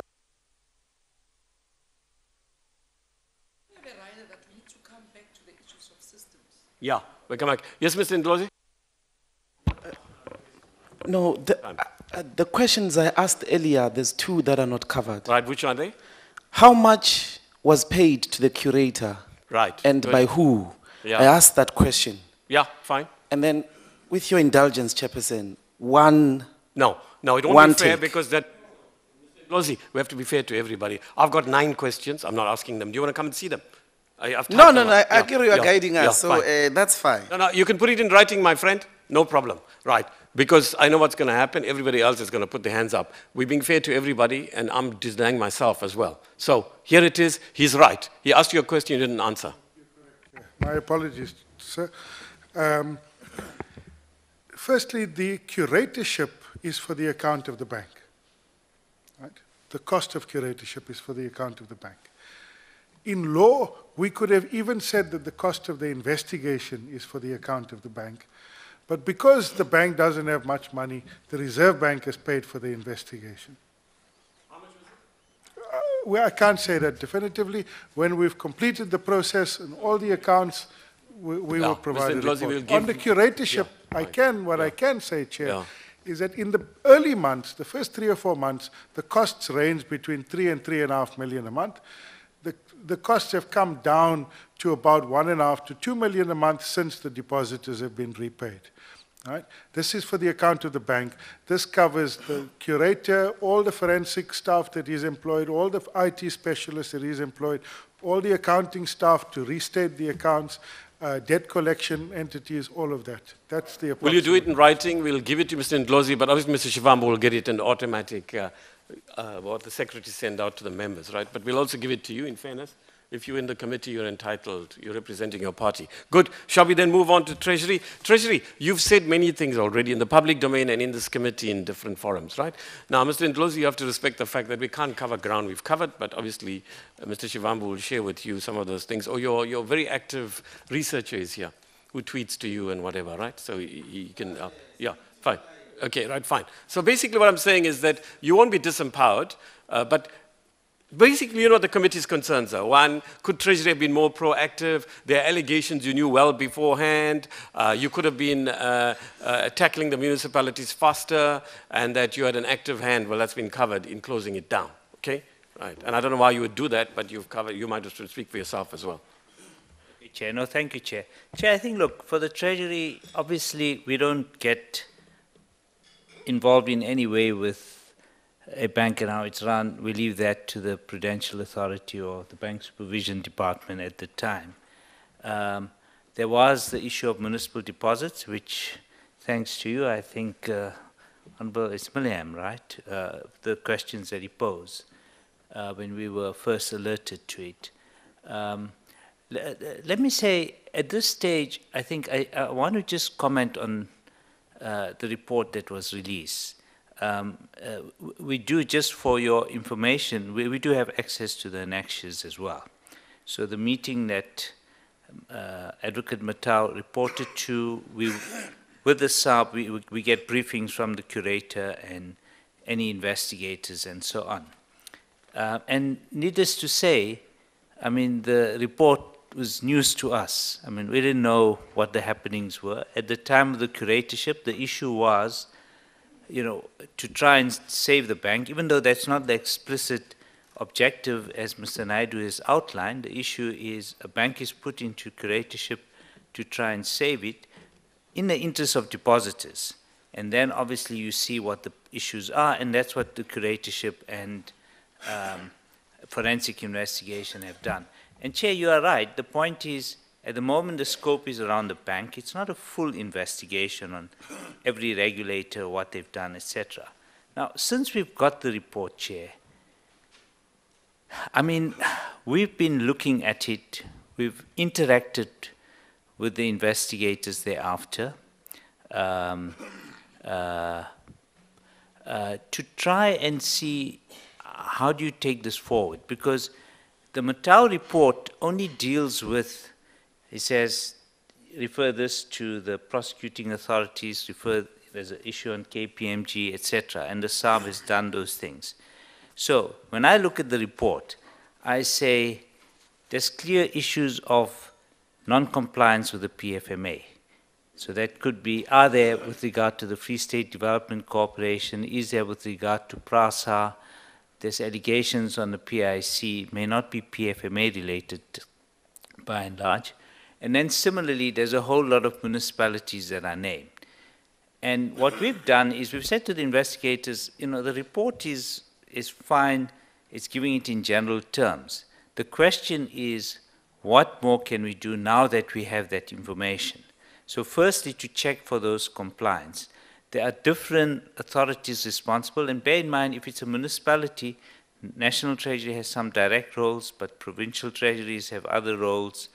The Auditor General's office has other roles. So when I just go by the media, I take, you know, people say they gave the money or they didn't give that money.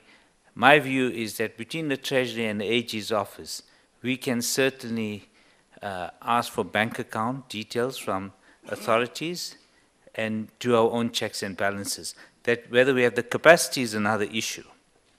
So what we've done is we are talking to the same investigators and seeing whether reports can't be published, for example, per entity, which I think must be made public at some point. But that would also help the investigating authorities because, I don't know if Mr. Naidu has said, but what, there's about 15,000, I mean, there's a lot of data that's available, pages and pages. You just cannot go into it, you know, just normal officials can't do it. You actually got to get the people who have investigated to go in. And Chair, let me say, it's not just what we should be doing or as Treasury and as other authorities. You know, the report's been given to SARS. There's things that they need to see. Was there all this income declared, illegal as it may have been? Secondly, there's the FIC. What does it do? Okay, what does every bank do now that they've seen all these transactions?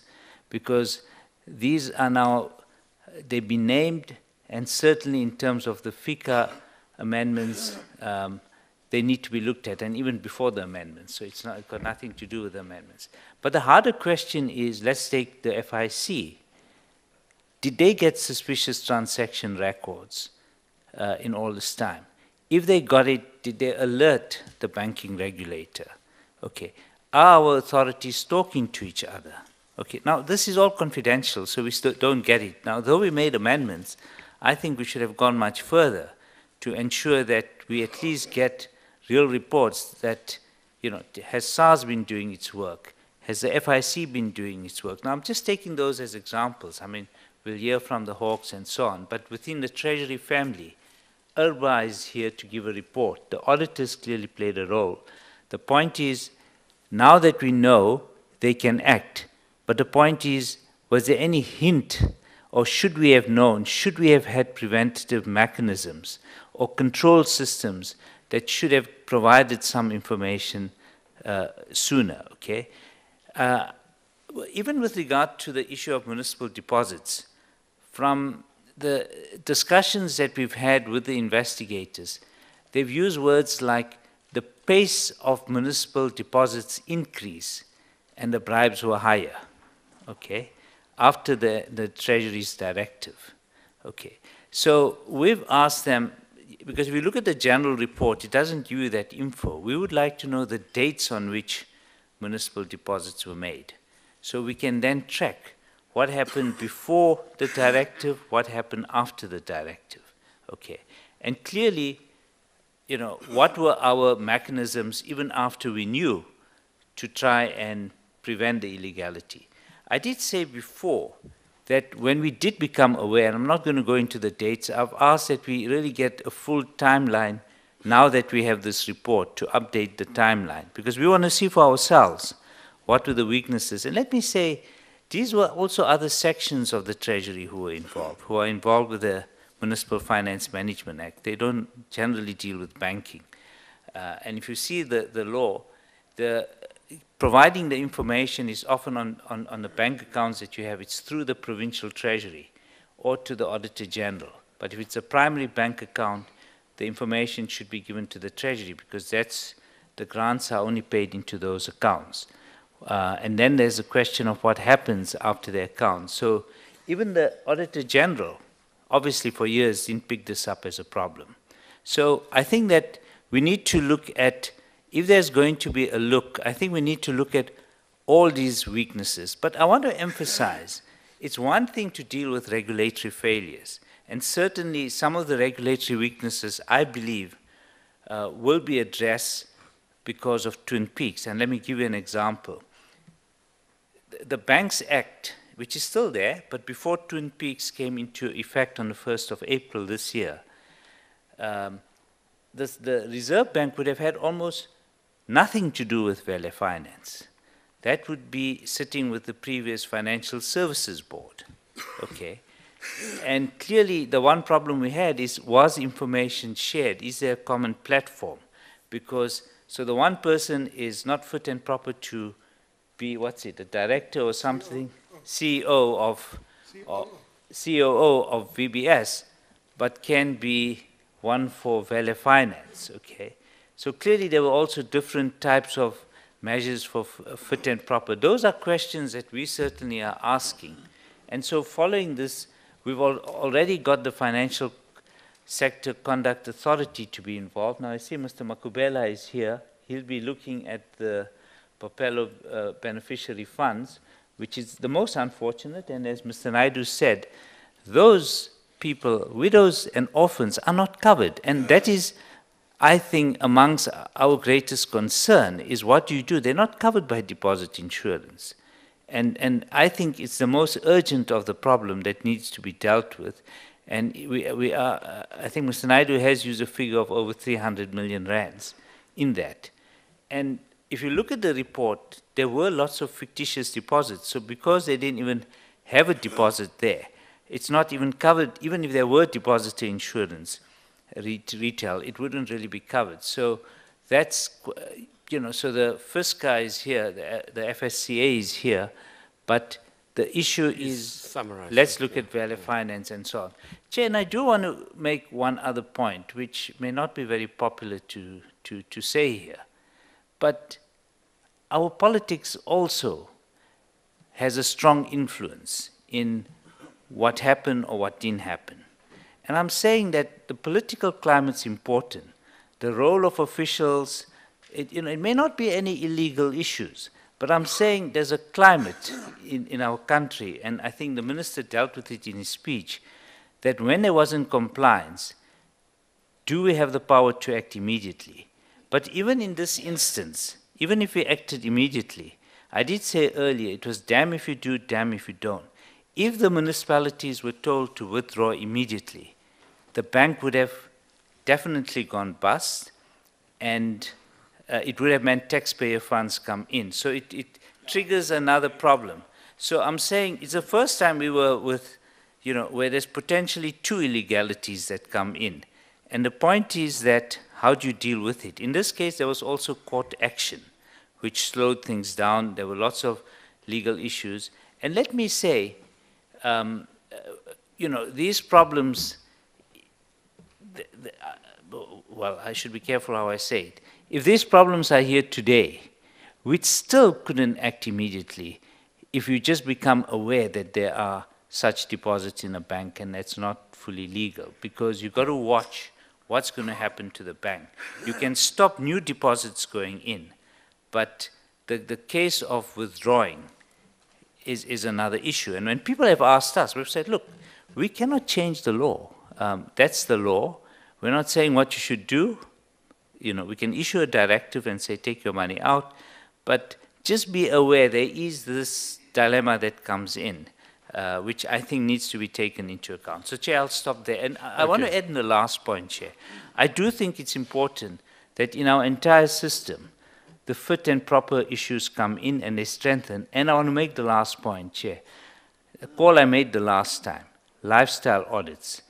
We all talk about it, it needs to be done. And I've volunteered, I want to do it. I wish someone would come and do it. Point before. Okay. Can we please get those done? Okay, thank you. Right, we have from the Hawks, General Libya here. Thank you for coming. You've got 10 minutes, like everybody else does. Thank you. I do have, but no. Thank you very much, Honorable Chairperson, Honorable members. I'm accompanied by Major General Musipi and Brigadier Bassi. They are directly involved in the physical investigation in these matters. Honorable Chairperson, I can confirm that the Hawks has already received the request to conduct the investigation in this matter. In conducting our investigation, there are matters that we take as information, and then we use that as our source, and not necessarily that we take that as evidence to be put in court. So what we do is the information that we take is we translate whatever could be translated into evidence to be placed in a police docket that we put under a clip. We can confirm that A1, which is the first statement, the first basis that inform our investigation is in fact the South African Reserve Bank. So that we have. We have already started, as I indicated, I think that as of now, we are already at A65, which means that we have already obtained more than 60 statements that we use. We are going to be using as evidence. So the information that we have, be it spoken information, be it written information, be it information from ordinary informers, we utilize that to ensure that we leave no stone unturned. So this should put South Africans at rest to be assured that investigation is being conducted. In doing this, we are not alone. We work with others. We have got a police team, investigators no less than 10, but we work with other role players such as the National Prosecuting Authority, inclusive of the Asset Forfeiture Unit. Obviously, we collaborate with the South African Reserve Bank, the Financial Intelligence Center, the Companies and Intellectual Property Commission, the National Treasury, the Cooperative Government, and Traditional Affairs. These are but some of the institutions that we cooperate with. In conducting this nature of investigation, that I think it will be appreciated that is not that simple. We ensure that there are plans, which we call case plan, where obviously we ensure that whatever we are doing is relevant for the purpose of going to court. So in this regard, the National Prosecuting Authority, who is working with us, guide as to what is that which the investigators need to be focusing on. The information at hand currently indicate that there are serious allegations of fraud, contravention of the Municipality Finance Management Act, theft, corruption, money laundering, and possible contravention of the Prevention of Organized Crime Act, as well as the contravention of the Companies Act. So those are but the information that we are prepared to divulge at this stage, And the rest are allegations that we are working to find evidence that will suggest who could be the suspect in the matter and who could be the witnesses in the matter. That is, in short, Chairperson, what I could say about this investigation. Thank you. Advocate, Chair, welcome. Thanks, Chairperson. I as well confirm what has been said by the South African Reserve Bank in respect of our collaboration with them. In fact, our prosecutors, there is a team of 5 prosecutors that is working currently on the matter together with the DPCI. And I can also confirm that we are also working and providing guidance to the DPCI. But I think it's important at this stage to note that we have not yet reached a stage where we can take a decision, first of all, on what to prosecute on, because that only comes at the end, and who to prosecute. And one is actually reluctant to even start, looking at, for example, what is contained in the Mutau report. One of the questions that was raised was the status of the Mutau report. It's a useful report, and as the General said, it provides information that may lead to further credible evidence that is admissible in court. So we have not yet reached that stage. So in essence, from where we're sitting, our involvement is purely based on guiding in respect of the criminal aspect. And that's where we have the Specialized Commercial Crimes Unit. But I think it's important that one is actually now dealing here with quite a complex matter.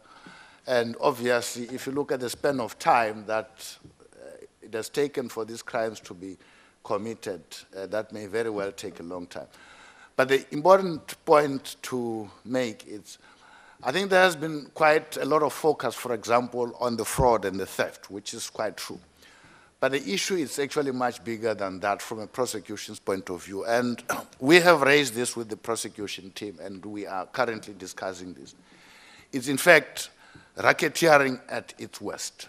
And that is in respect of your prevention of organized crime, because it involves your predicate offenses like your fraud, your theft, and it also includes, for that matter, reckless trading, which is one of the less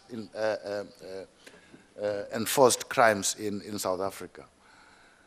But I think we should be able to get at a stage where once the investigations are complete, we will then be able to start working on draft charge sheets. Then obviously the other aspect that we're currently looking at is the asset forfeiture. And I think members of the committee will notice that there is also already a parallel process running in respect of these assets, and that is the liquidation, because the liquidation actually targets the very same assets that we're actually looking at. But we are currently working on the financial and asset tracing investigations, because before we can launch an application either for a preservation or a forfeiture, we first need to identify the various assets where they are. And we are not so sure, but we are in contact with the liquidators, whether it's actually going to be the very same assets that we're looking at. And the other important point to note is there are different facets of asset forfeiture. The one is conviction-based. Now, if we look at the time of span that is still going to take before we get to a conviction, conviction-based asset forfeiture unit is out of the question at the time. The only option that we have, it's non-conviction-based asset forfeiture. That is your Chapter 6. If there's a need for further explanation, the head of operations of asset forfeiture is here. But then again there, we have to properly launch an application. And for the simple reason that we have to launch an application, it's not advisable to provide the details of which assets we are actually targeting and what, because that is what is going to be contained in the application. Thank you, Chairperson. It's a quick thing. In the public domain, we read that you have, as AFU, acted and seized people assets. Is that correct?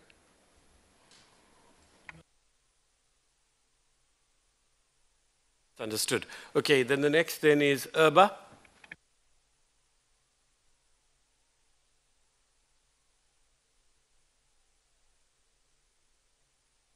Presentation, colleagues. You have a printed version of it. Yeah.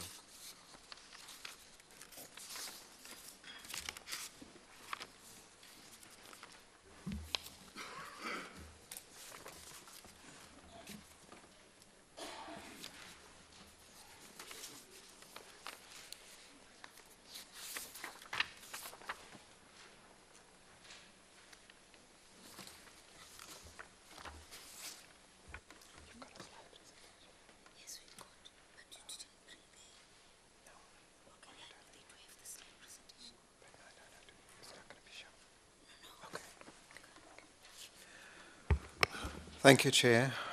Bernard, you know, we got the written text, right? So if there's some ICT problem, can you just go ahead anyway? Okay. We've got it. Thank you.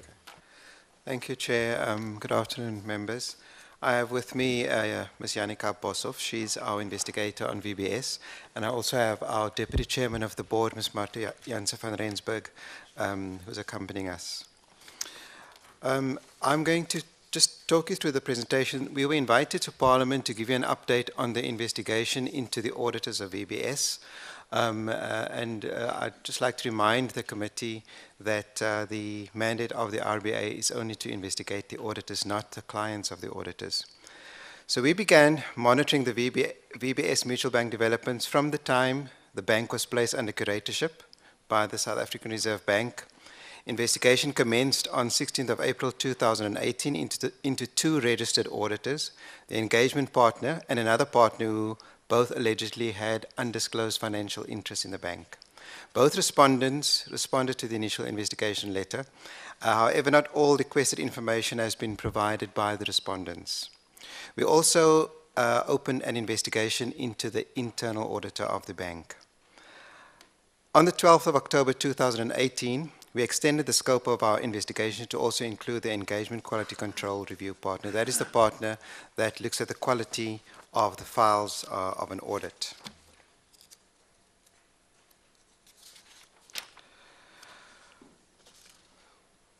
What is our next steps? That is what we have done so far. And I'll just quickly go through our next steps. It must be borne in mind that our primary mandate is to protect the public. But we also have to follow a due process in our investigations. At the moment, we are busy reviewing the Matau report published on 9 October, and we are calling for further evidence for our investigator to work through and assess before completing the investigation. At that point, we will formulate proposed charges for recommendation to our investigation committee. The RBA, again, as I said previously, investigates the auditors, not the client. We are committed to fast-track and prioritize this investigation.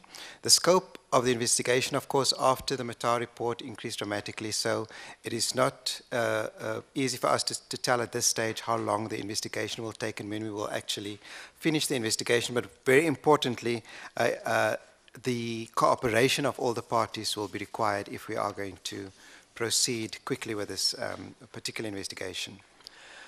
Just to explain the investigation process of the RBA is prescribed in the Auditing Profession Act. We compile a case for successful prosecution with all the necessary evidence from the audit file and the relevant documents which support the charges that we will eventually put into our charge sheet. Our sanctions that we can impose on the auditor is also currently prescribed in our legislation. Other actions that we've taken so far, because the limits of our sanctions are at this stage only 200,000 Rand per charge, we are busy with amendments to our legislation. And one of the important changes is that it is increased from that maximum of 200,000 per charge to allow the Minister of Finance to set the upper limit to all sanctions. Again, we remind the committee that the RBA's independence is very important and that we guard that independence and especially from the auditing profession. Currently, our amendments are on track. with the Auditing Profession Act. And of course, the Standing Committee of Finance and National Treasury has supported us throughout this process. We are hoping to see that the final act might be issued early in 2019. The process that we've followed so far, we don't conduct criminal investigations. We can only conduct investigations into the auditor's behavior and into the auditor's compliance with the auditing standards. So we essentially look at the quality of the work produced by the auditor. The mandate to investigate and pursue criminal matters lies, as we have heard earlier, with the Hawks and the National Prosecuting Authority. But we will work and are working with any other relevant body if it will assist us in our investigation. I'll stop there, Chair. Thank you. Then it's the Institute of Chartered Accountants. Where are you? Ah, there you are. Okay. Thank you, Chair. Chair, the SACA process has got an inherent dependency on the prosecutorial bodies, that is the regulator, the NPA, and the Hawks. In terms of the work that they do, we do not have the powers of subpoena, and therefore we have a heavy reliance on their processes. Chair, and in that regard, we have reached out to those parties, and we are working on obtaining certain information which will enable us to conduct our processes. Our next steps, we've reviewed the Motau report, and we are currently drafting our charge sheet.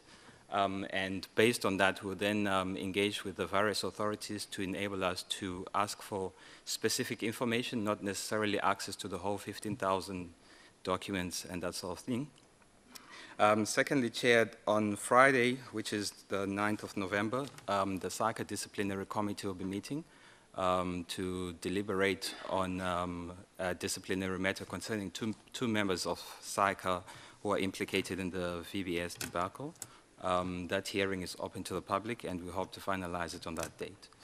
The CEO of SACA will then be issuing a public statement after the expiry of 48 hours, having notified the concerned members that such a public statement will be made, and the public statement will be made tomorrow. We will forward it to this committee for your information as well.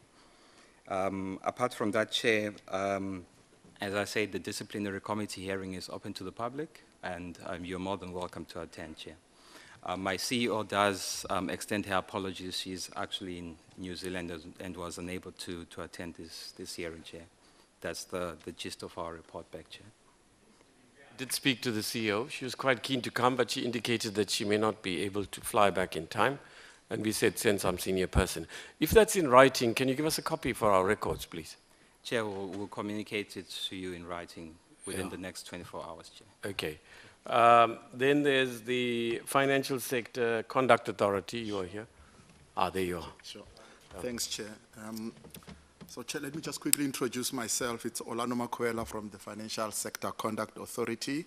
I'm responsible for retirement fund supervision, but today I will also be representing some of my colleagues. So, Chair, I'm going to try and be brief and just focus on three entities which are actually under our supervision. So the first one is Insure Group Managers, which is actually an agency responsible for collecting premiums and thereafter passing those premiums to insurers. They have unfortunately been caught up in the whole VBS matter, because at a certain point in time, they ran into some financial challenges, and Vele offered to provide some capital injection of around 250 million. And it now seems that that injection was probably part of the fictitious transactions, and so effectively there's a hole in their balance sheet. The latest I've been informed about the entity, Chair, it's under curatorship, so the process will follow accordingly. The second entity, Chair, is Bophelo Life Insurance. Not much to say about it. It's also going through liquidation at this stage. It had a significant investment also in VBS Bank.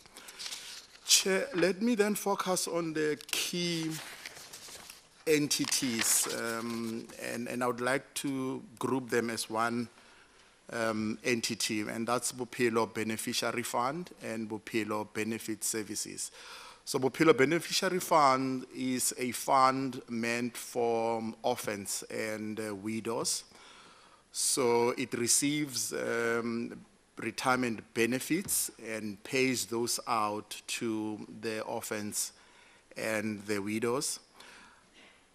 Bophelo Beneficiary Services Chair is an administrator for the fund. So in the retirement industry, in most instances, you have an administrator which is responsible for assisting the fund with collection of contributions, record keeping, and compliance in terms of the legislation.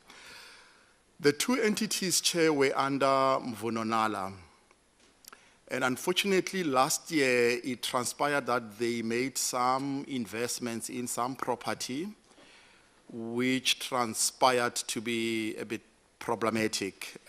So they were placed under curatorship as of last year.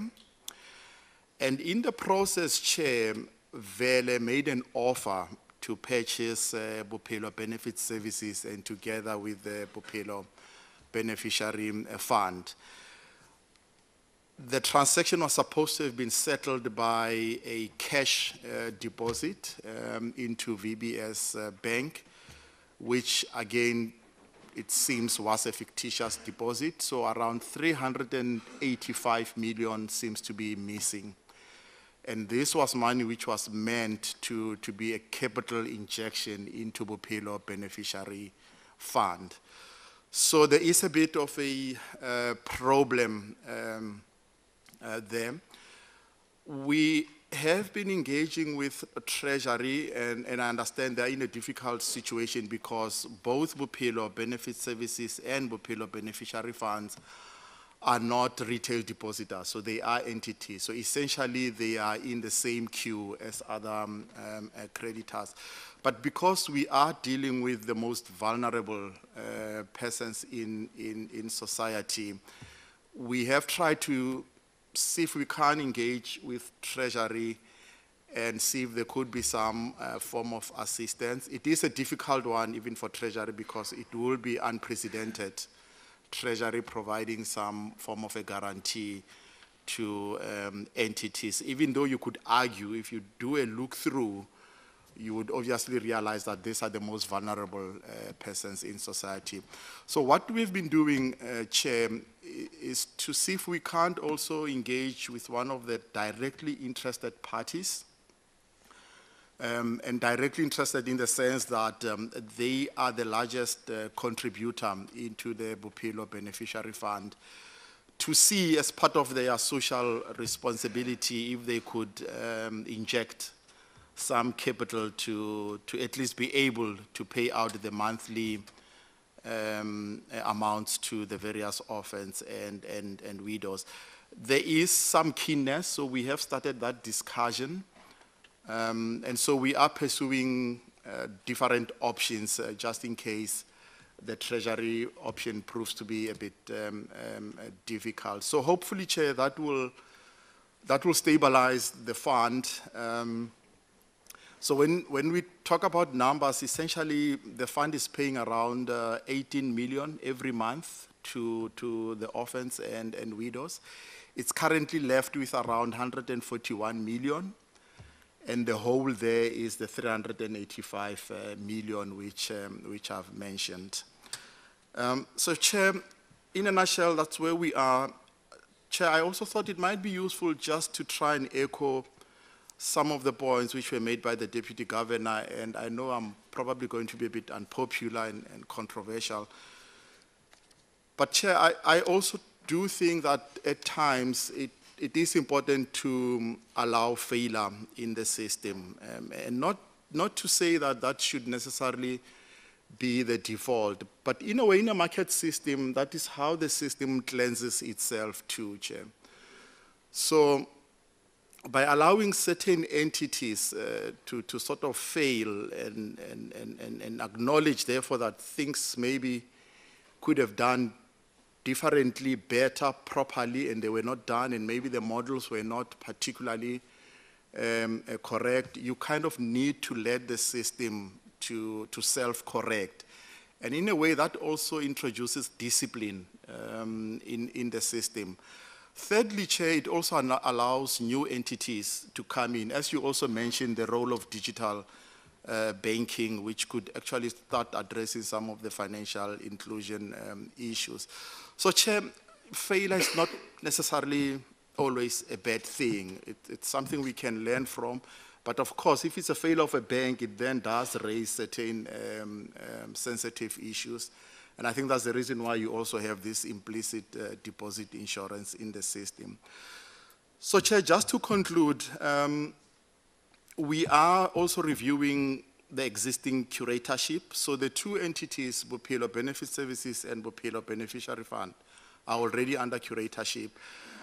But we are realizing that chances of recovering the 385 million seem to be quite slim. And so we are considering ending the curatorship and finding a way to assist the orphans and widows. As I've indicated, we are considering some options there. Thanks, Chair. Thank you, Mr. Makubela. I see Tandi's hand. Can we go this way? Everybody gets a chance. 1, 2, 3, 4, 5, 6. We've got about 45 minutes, so 3 minutes each, please. I'm going to time us, and then if we have more time, we will come back, okay? So it includes me as well. I'll have 3 minutes. Okay, fast, starting with you, Tandi. Or shall we make it 4 minutes each? Yeah, okay, let's make it 4 minutes. 4 minutes each, because we've got 24 minutes, and then we've got, yeah, okay, 4 minutes each. Thank you. Chair, I might not take all the 4 minutes. Chair, can we park? I don't believe you, Tandi, but go ahead. I promise you, because I need to go and finish my speech, that's why. Chair, can we park the issue that relates to Bophelo and whether the digital banking systems will avert failures and so on for a later discussion? Because it's fine if somebody is putting me on record, good, well and good. For a later discussion, because we're going to speak about systems at some point. So I want us, I'm not saying people should not speak on it, but I'm saying I want us to note it for later discussions. But I've got 3 questions that I want to ask the Hawks and the NPA. And I know, frankly, Advocate Ramaite, we don't expect you to be a prosecutor and a judge at the same time on matters of this nature, because you prepare cases, you take them to court for court to decide. But I need to know the steps that, the stages, in fact, that you use in relation to collation of information that you deem as admissible in a court of law. And I'm asking this question because you said at this stage you are collating information and it's not necessarily in the current conjuncture admissible in a court of law. So I'm interested in what are the stages that you use to determine at what point does that information becomes admissible in a court of law. And basing my fact on the fact that the Mutau report is a forensic report. Am I right, Chair? It's a forensic report, isn't it? It's on the basis of that I'm asking this question. Secondly, does premeditated fraud becomes admissible in a court of law? And I'm saying premeditated because if money is taken out of a financial institution, which is a deposit taking, and it's used as gratuity, in my opinion, and I'm not a lawyer, and you've got a bunch of lawyers. Dr. Ndlozi says he can't hear you. What? Yeah, the hissing is quite... I can't help it. Hello? Even this one, I think, is hissing. It's even worse. On to the next one.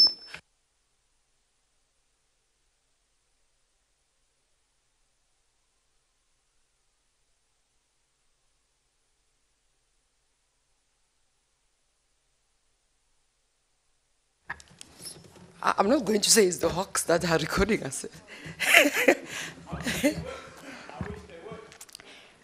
I'm saying this is premeditated in a sense that if an institution that's well, this one was not a systemic financial institution, but a financial service provider, take out depositors' money in a form of gratuity, it's premeditated, okay? So I want to understand whether is this admissible in your contextualization of information that's admissible in a court of law to be characterized as part of it. The last question. Does the asset forfeiture unit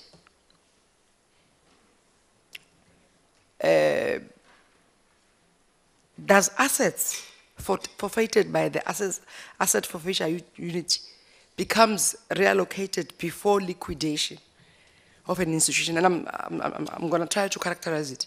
Here's an institution that's about to be liquidated, as the South African Reserve Bank wants to move ahead.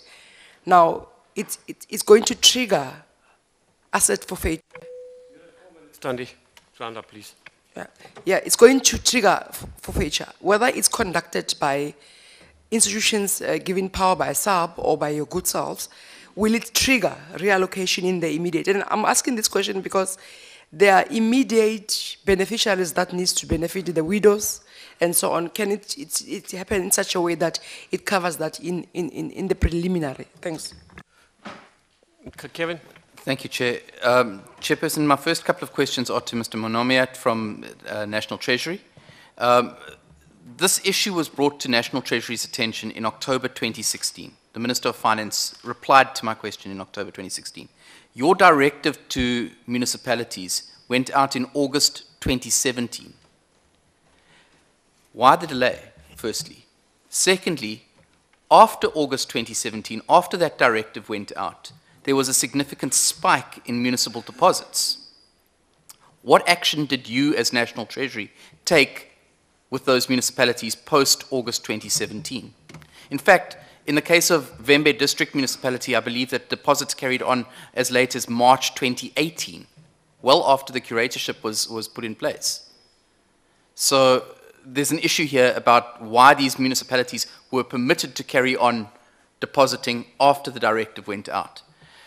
Which brings me to the question, does National Treasury, and particularly your MFMA unit, need more teeth? Do they need more ability to stop these actions? And for that matter, does the Reserve Bank need more teeth with regard to policing banks and mutual banks from taking illegal deposits? So on the one hand, it's making the deposit. On the other hand, it's taking the deposit. Then carrying on with National Treasury, the primary reporting mechanism of municipal finances is the Section 71 reports. Are they detailed enough to address where municipalities are depositing their funds? And if not, can these be rectified? What needs to be done to make sure that that happens? Then coming to the Hawks, General Libya, could you just give us an update? How far is the investigation? In other words, how soon is it likely to be handed over to the NPA for prosecution? And my last question, Mr. Ogullis, relating to your investigations. I understand that up to now your investigations have primarily been around the individual auditor concerned. But what about the companies? I wrote to you last week with regard to KPMG. Obviously PwC is involved as well, but as an organization, are they living up to the standards, the required standards of auditors, and are they doing what is needed to be done to ensure that the checks and balances are in place for these finances? Okay.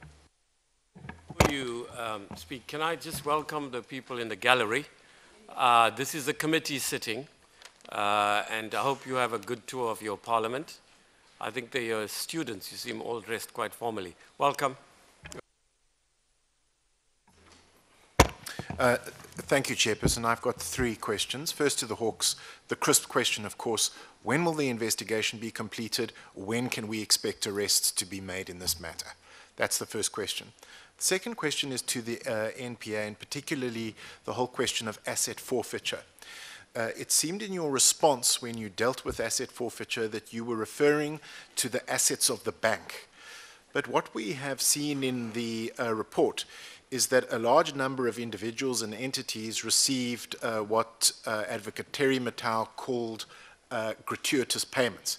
In fact, one of the respondents to which Mr. Gallus referred, the auditor, received, if I recall correctly, 34 million rand in gratuitous deposits. Are you considering seizing the assets of the individuals who received gratuitous payments and start to seize the Ferraris and the Range Rovers and the properties which were bought with these funds? That's the second question. The third question is, again, to National Treasury. We've traversed this, I think, on numerous occasions. And with respect, it's still not clear to me. Is National Treasury going to launch an internal and independent inquiry into how the department dealt with the VBS matter or not? Yes or no? That's what we need to hear. Next, please. Nicolo. Thanks, Chair. The presentation's appreciated. My first question really is to National Treasury, and probably close to what has been asked by David here. The questions that I previously asked to SARP is to whether there wasn't anything that could be done at the initiative or during the monitoring by National Treasury to save the situation. Because now we are at a point where we hear talk of allowing the facility to fail, which for me is not really comprehensive. I agree with Mr. Makobela when he says entities can be allowed to fail, but with banks, it's quite a different story. Because once again, for me, the issue here is with this situation, there are victims. So if you want to have other ideas, new ideas as to the establishment of a new community bank and so on, what about the victims? My next question is for the IRBA, where, for example, you have a responsibility over auditors. Now, what has been your task, or what have you done now with the auditors that have misled the Reserve Bank in terms of anything wrong happening with VBS? Okay, I hope you get me there. The last one, Chair, is to probably the Hawks, where I really feel so sad because I do not know what the status of the report becomes at this time, especially with the challenge hanging over it. And my question is, how then does that hamstring the work that's supposed to be done if there is that kind of cloud hanging over the report, if there is a cloud? Thank you. No, thank you very much, Honorable Chair. I noticed that the report by Advocate Mutau arrives at recommendations, but it confines itself to recommendations pertaining to criminal proceedings as well as civil proceedings, and nothing about issues of oversight and governance. Now, I'm starting there because I think there's hardly anything that I can ask, for instance, the NPA and or the Hawks and so on. But I don't know how we would want to process some of these issues further. In other words, the report itself. Because for me, the question is, with all these institutions that we have, how did this happen? Because this thing did not just happen overnight and so on, but we need to trace our steps and go back. How did this happen? How could it possibly have happened to the extent to which it did? Now, and I think this point for me leads me to the point that I think ourselves as a committee, it would also be necessary, I don't know, within, you know, it's now with your powers, Chair, and perhaps the relevant authorities. It would be important to conduct a particular study about this problem. Where were the cracks and where were the loopholes, if any, for an example? And how can such a matter, for an example, be prevented to occur in the future? Now, the last point, Mr. Makubele, I think that's what you said. It's bitter, this thing about failure, yes, these institutions, and of course it's the nature of what did you call it, this thing? Yes, free market system, a dog eats dog sort of thing. My problem with that statement is that there is a trend that this failure particularly seems to be the kind of failure that needs to prove a point against Africans and black people in general. And that's where my problem lies.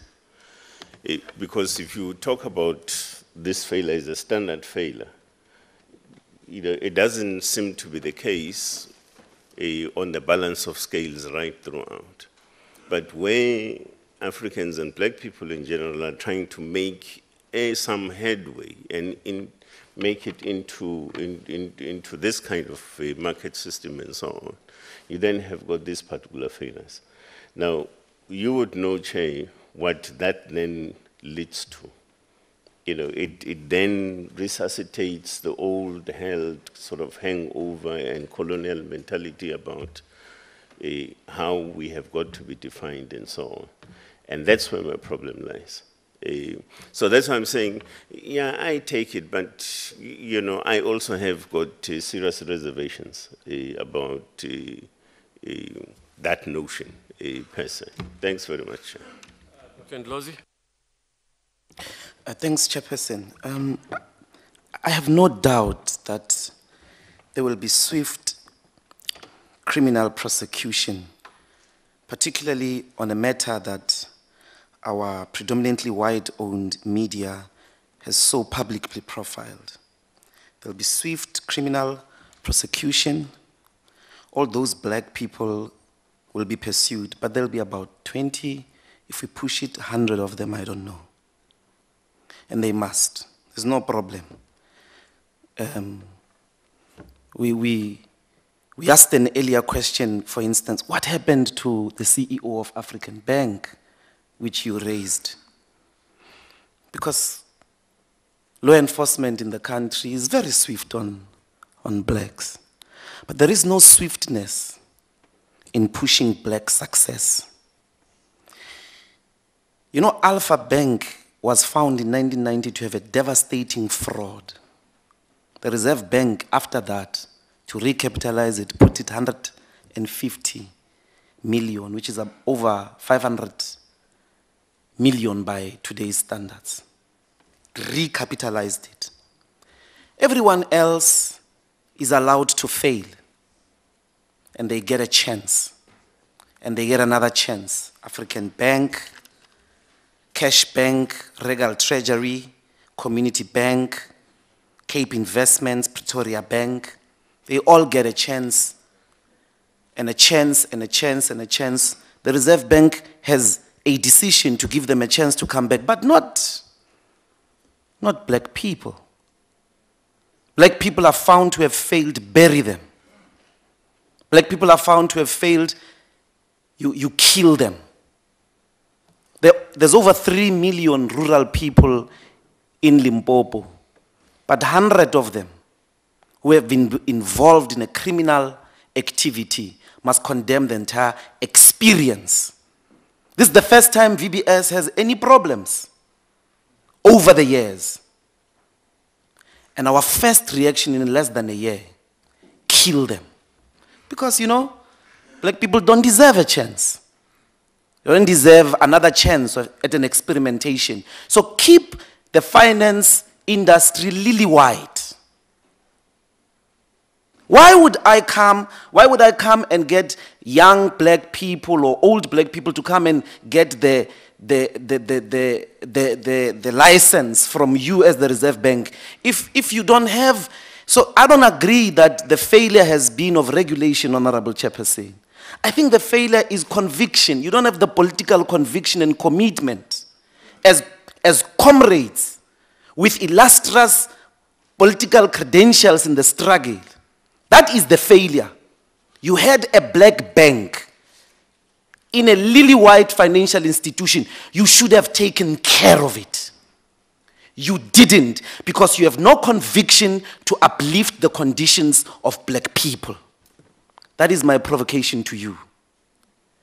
And if that be the case, why are you keeping these jobs in the Reserve Bank and in Treasury when you have no commitment? So it's not we don't need new regulations. We need people with conviction that from the beginning you ought to have known. You ought to have known the objectives of the NDR as comrades. That there is a bank of black people. There are black people in Limpopo experimenting. And its success is important for the transformation of the financial sector. You didn't, because you lack political conviction. That is the story of VBS. In conclusion, Honorable Chair, it's like communism or socialism. One experiment fails, it's condemned, it must be buried. Capitalist countries experiment with neoliberalism. They enter into debt, they fall all the time. Nobody says they must be buried. Dr. Ndlozi, they get a chance 4 minutes, to revive. Right? Can you tie up, please? That is my provocation to these people that you have declared as comrades in the struggle. I think they lack political conviction. Thank you very much. Yeah, you don't have to provoke people. You can ask them questions, but it's your right to provoke also, right? My 4 minutes, do you want to time me, Dr. Ndlozi? Because I also have 4 minutes. Start, right? Oh, this thing's not working. Hang on. Yeah, here we are. No, there's something happened here. Can somebody just... here we are. Okay, so firstly, I want to ask Saika, can I speak with you offline, right? I just want to find out, there is a feeling among some of us, my friend, with due respect to you, that Saika doesn't act more decisively against errant auditors. When I spoke to your CEO, she was vehemently challenging that. So if you can answer very quickly, in the last 5 years,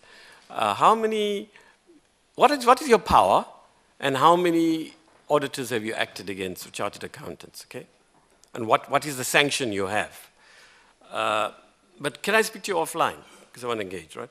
Secondly, can you, Olana Makubela, explain to us a bit more, what exactly is the role of the FSCA on this, right? You deal with market conduct, right?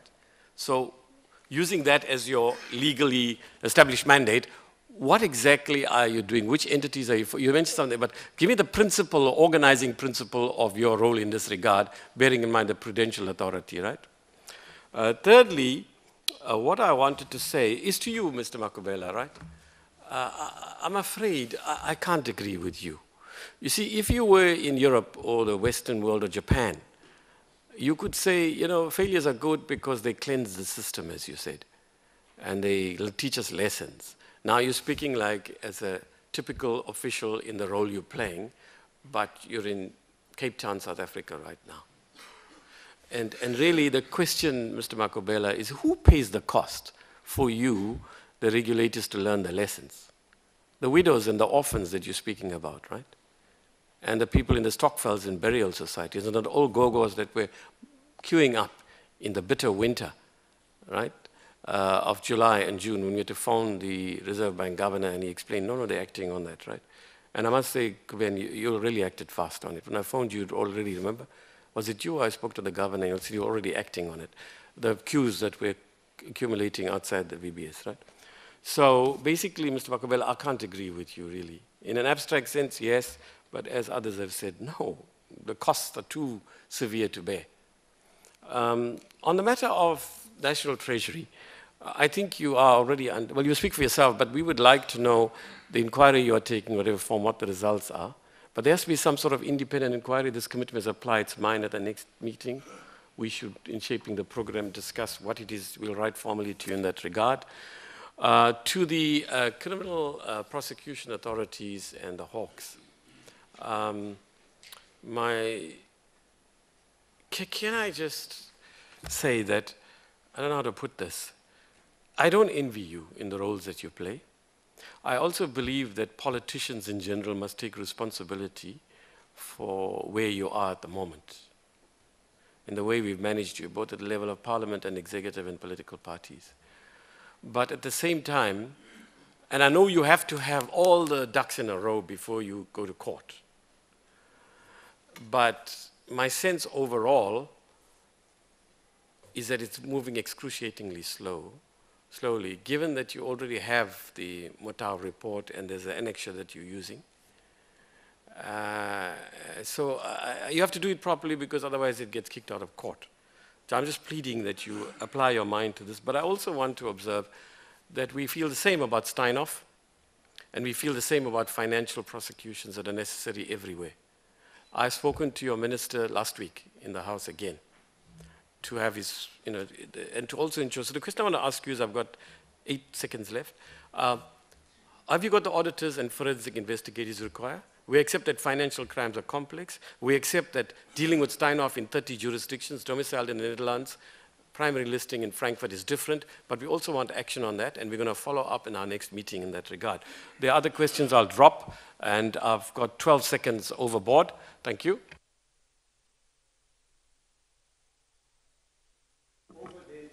Order you spoke, National Treasury. We'll come back to you, Reserve Bank. National Treasury. Remember, we've got to take decisions on public parliamentary hearings, and Mr. Malefane is later, and we maybe have to postpone decisions on it, but you just, no, you can leave. You're the whip. I can't. I'm answerable to you for my attendance. You got a bit confused. But as a courtesy, you're telling me, okay, fine. Okay, quick, 3 minutes each. And then in written form, within 7 days, if you want to amplify your replies. Yeah. No, Chair, I think as I answered, I mean, it does certainly worry me, being in the Treasury personally, okay, and I'm acting DG today, about could we have been faster? When did we act? Once we knew, etc. And I think those are very good questions. It's certainly the questions that we ourselves ask whenever you have these issues. I think I did try and answer earlier to say, yes, there was a question in October 2017. It didn't mention illegality. It asked which municipalities. Got answered in one section, and it said those municipalities at the time. I think, Chair, having done the MFMA, you and I, we know that when does national have a right to go to provinces directly? Okay, there's all those issues there. So who monitors what? And as I said, even the Auditor General didn't pick this up because it was a technical transgression. Okay, and then there were issues of is it a deposit or is it an investment, which came in. And certainly I think we've gone back in the Treasury to try and look at all the correspondence and constructing a timeline. But as I said, we also need this other info because clearly we didn't know at the time there was blatant criminality taking place. So the speed with which we acted was only informed by different considerations. Yes, to get municipalities to comply with the law, but to also not sink VBS. Okay, it would have been easy to us to say, here's the law, municipalities take all your money out and the bank sinks. Okay. So it was damn if we did and damn if we don't. That we did, whatever. Damn if you do, damn if you don't.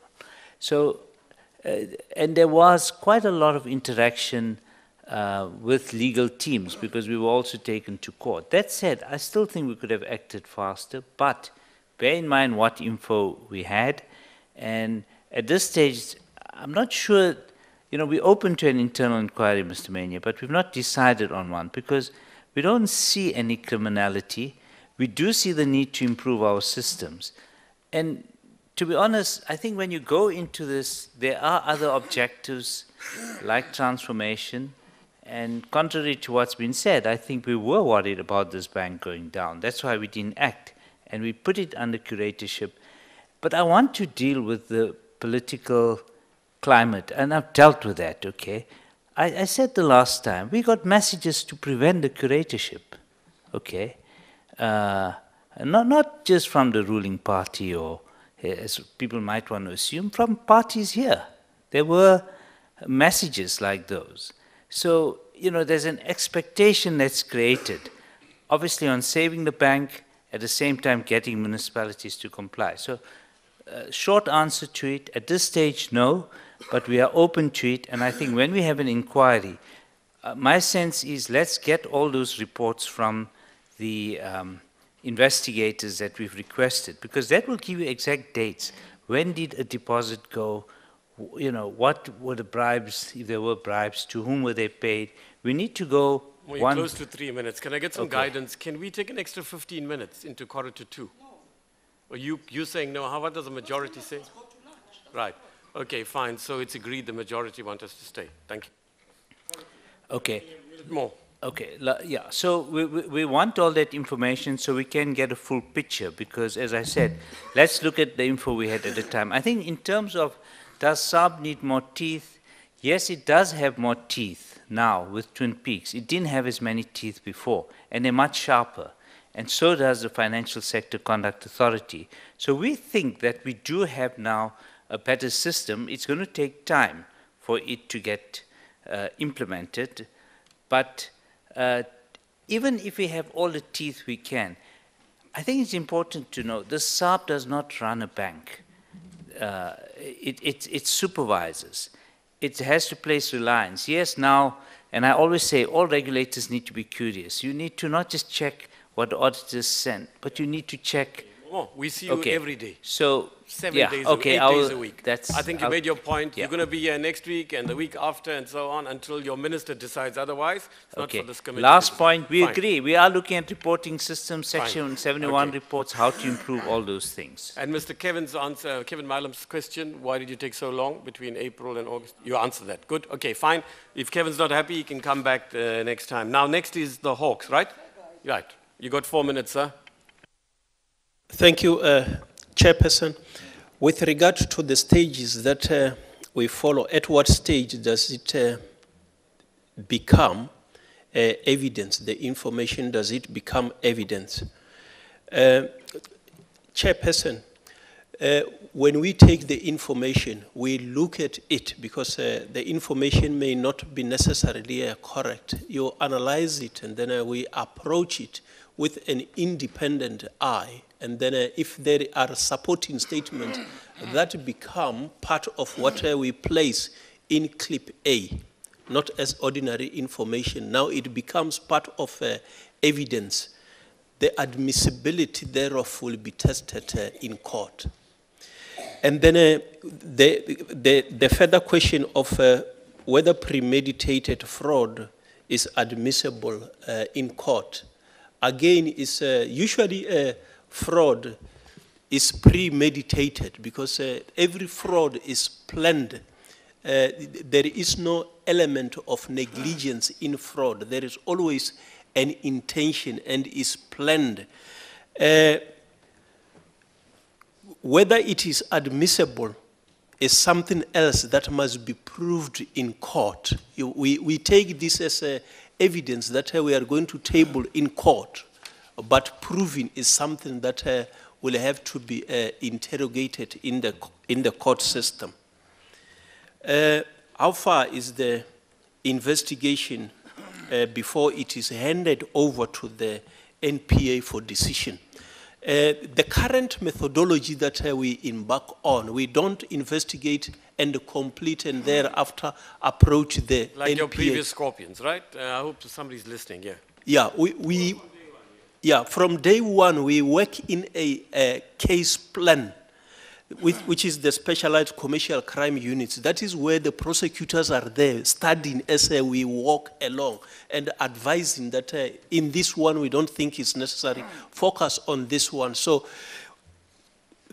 when the matter is ready, they will be able to indicate. So we get what the advice is, and then we take it from there. The completed when arrest is expected to be effected because there is this report that is currently being challenged, we have had. So this is where I say that whatever information, whether written or verbal, we take it as source. We don't just translate, take that and put in the docket. Because as we shall have heard, some of the people whose names are being mentioned, they did not actually hear from them. The old alteram partem rule was not applied. With us, the Constitution always play a role that whoever the allegations are being made, we actually approach that person in terms of the Constitution to hear and then formulate that. So that is part, we take the whatever report is there as information. And then the admissibility, we will be guided by the prosecution that will be working with us. Or this type of statement that has been obtained for this purpose, can it be utilized in criminal case? So that is where we will be guided by the prosecution that we work with. If you can please round up, you're close to 4 minutes. I'm sorry about this, but and we can then have follow-ups. thank you. The CEO matter of African Bank, obviously we did not prepare ourselves on this one, but there is a docket that is being investigated under Midrand case 46204. 2018. Obviously, we didn't prepare to deal with the details.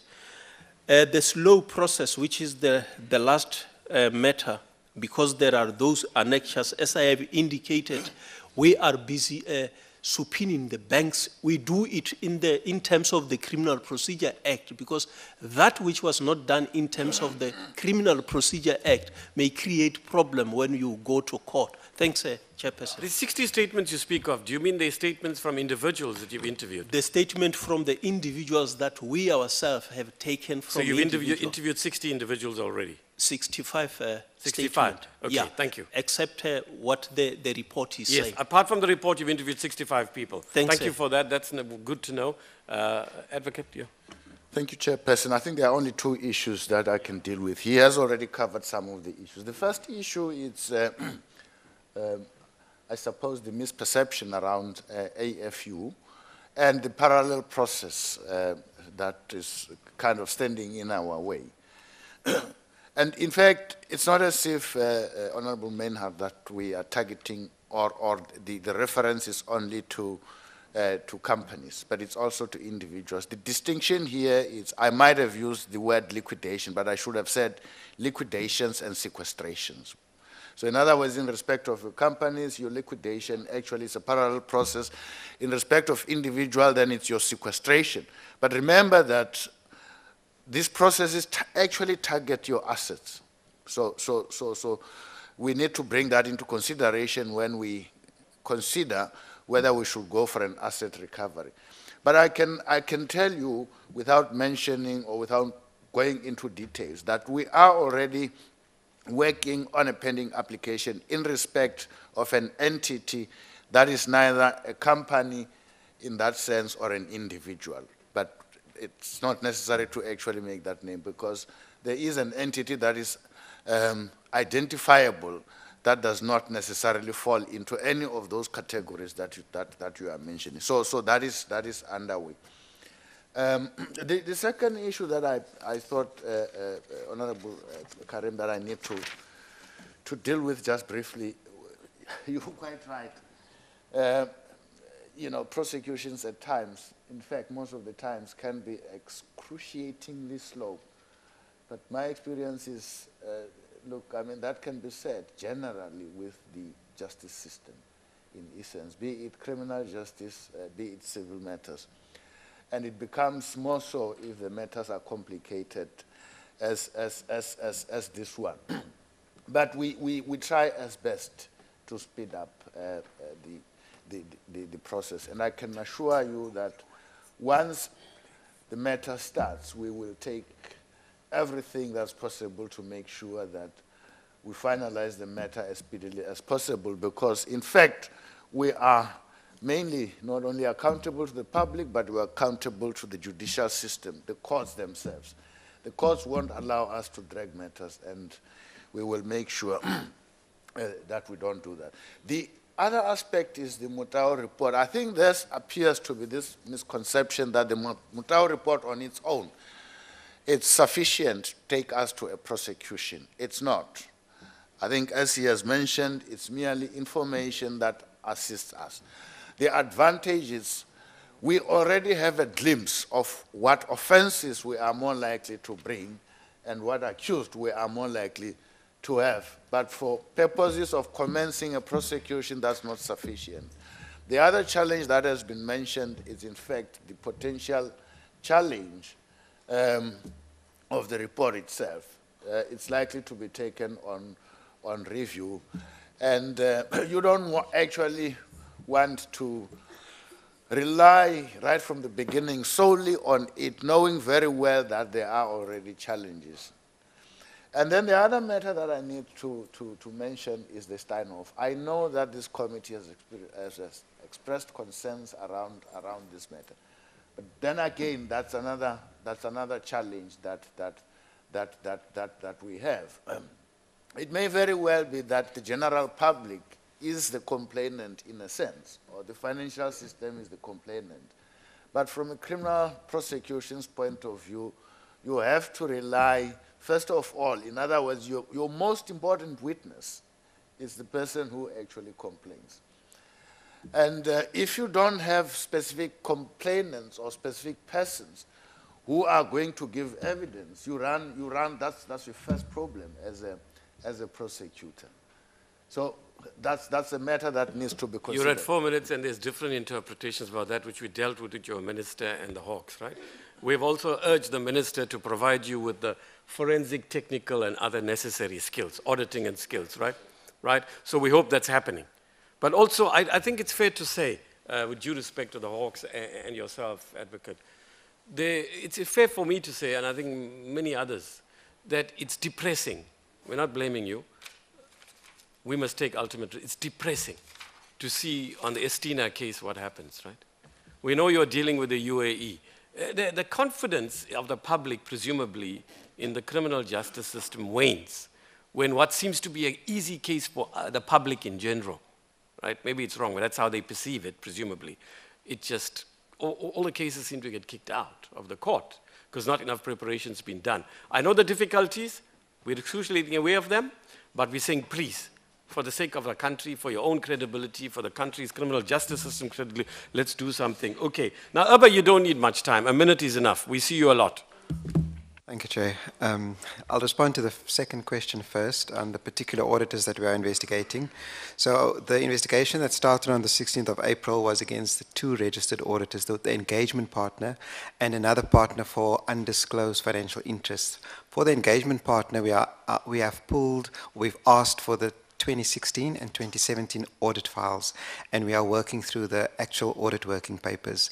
Of course, now that the Mutao report is available, we're also working through the Mutao report, but as my previous colleague said, we can't use that as a basis for our investigation. We have to look at our own working papers.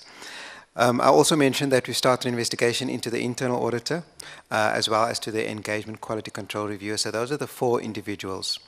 Then to answer Mr. Malam's question on the firm itself, when there's evidence or information that there's alleged wrongdoing by a few partners, then we can actually look into the firm itself. And in this particular case, we have performed a special inspection.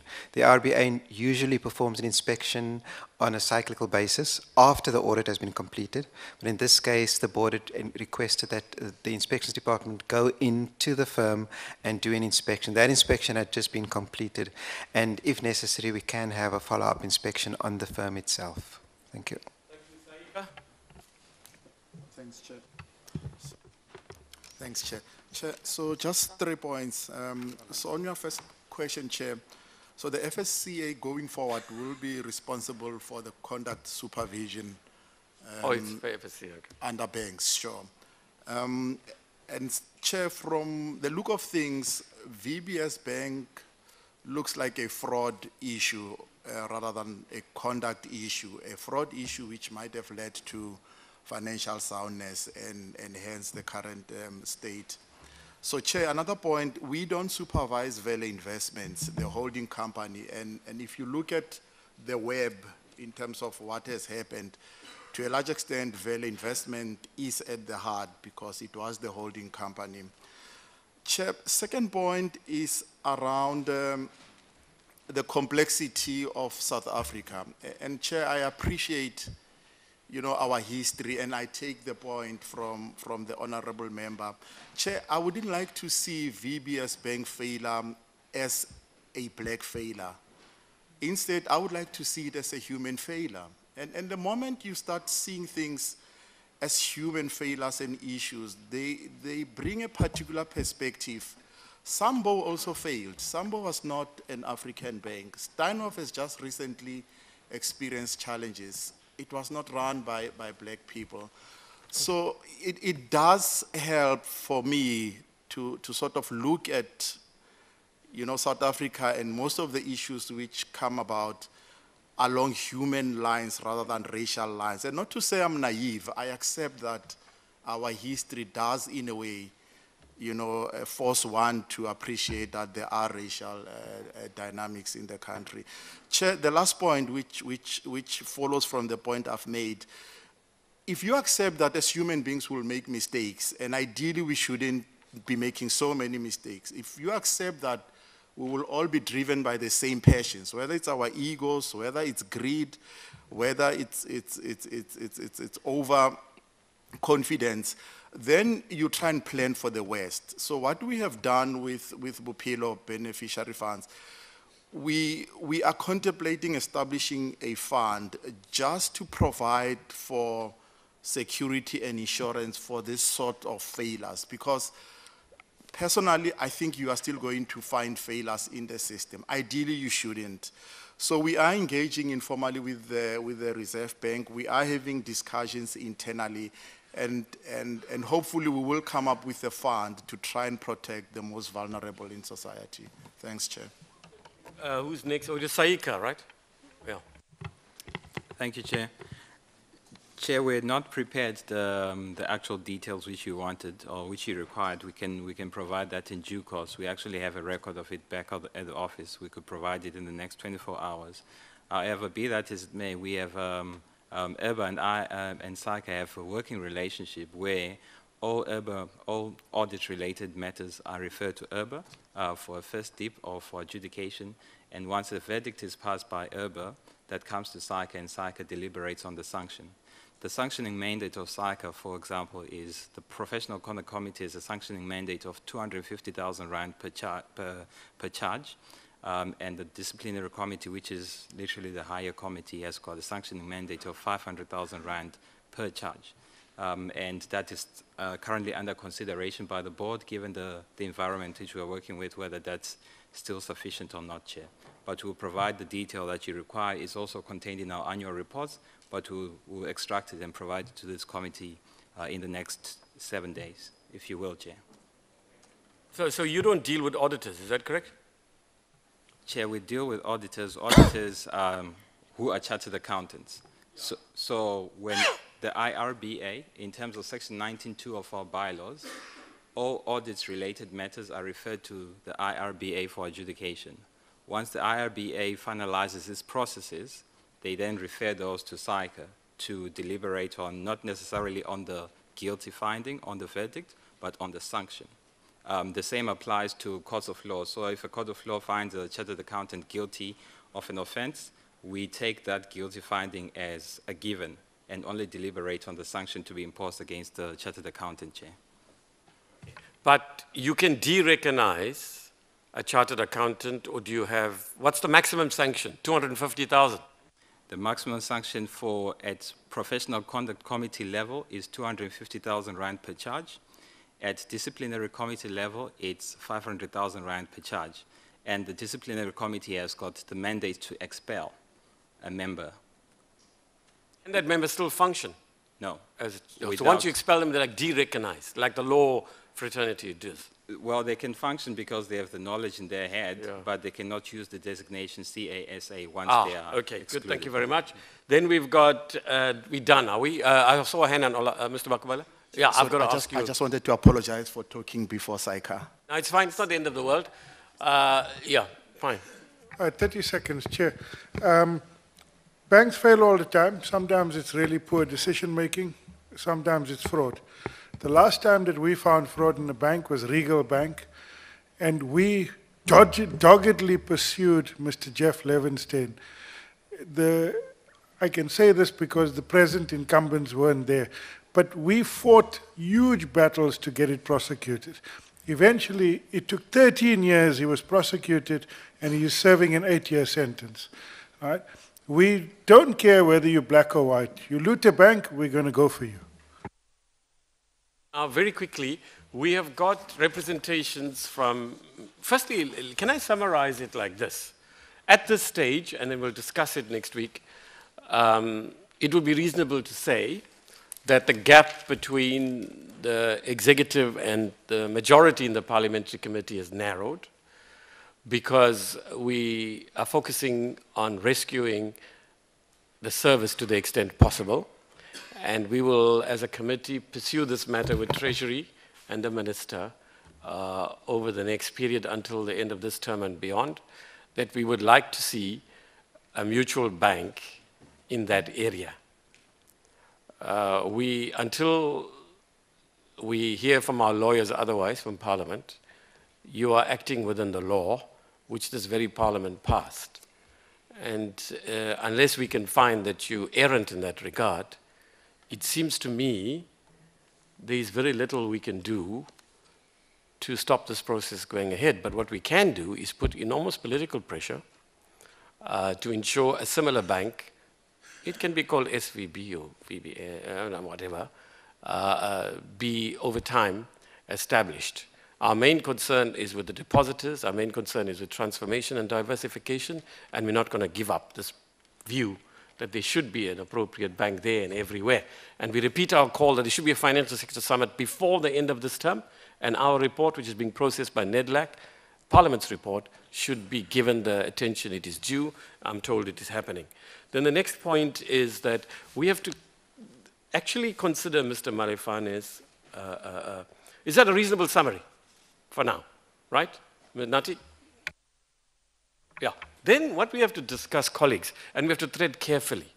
I have discussed with Thandi, and initially we were very supportive of this proposal that we have public hearings. Let me tell you what I've done in between meetings to save time. I contacted Kuben Naidu and said to him that there's a Mr. Malefane that's written to us. He says that they had asked to speak to Reserve Bank officials or representatives, and they were not given a hearing. Now, Mr. Malefane claims to represent a whole lot of organizations. You've got the email. But I then rang him subsequently and said that you are speaking as a lobbyist, marketing, investment, and development consultant. So presumably you're hired by the civil society, community organizations, the business and depositors and other. So it would be nicer because, you know, in Parliament we get curious. Why is a lobbyist writing to us? You know, presumably, maybe you are getting paid, I don't know, but it's not my area. If there's a community organ, if you have a chairperson, secretary, get one of them to write to us. And that letter doesn't seem to be, he wrote to us on Tuesday. I think Alan was sent the letter. It hasn't been sent out. Okay, so we'll send that letter out to you today because it seems that that letter, I only saw it on my iPhone, does in fact presumably come from civil society stakeholders, right? So I said to him, look, I can't make the call. We'll take it to the committee. We won't decide immediately. So can members look at this representation from this group of organizations? They listed in one of the letters you have, right? And let's decide how we take it forward. Their aim is to rescue VBS. So when I asked Mr. Naidu, the Deputy Governor Naidu, he said, look, he doesn't know these representations for Mr. Malefane. I must send it to him.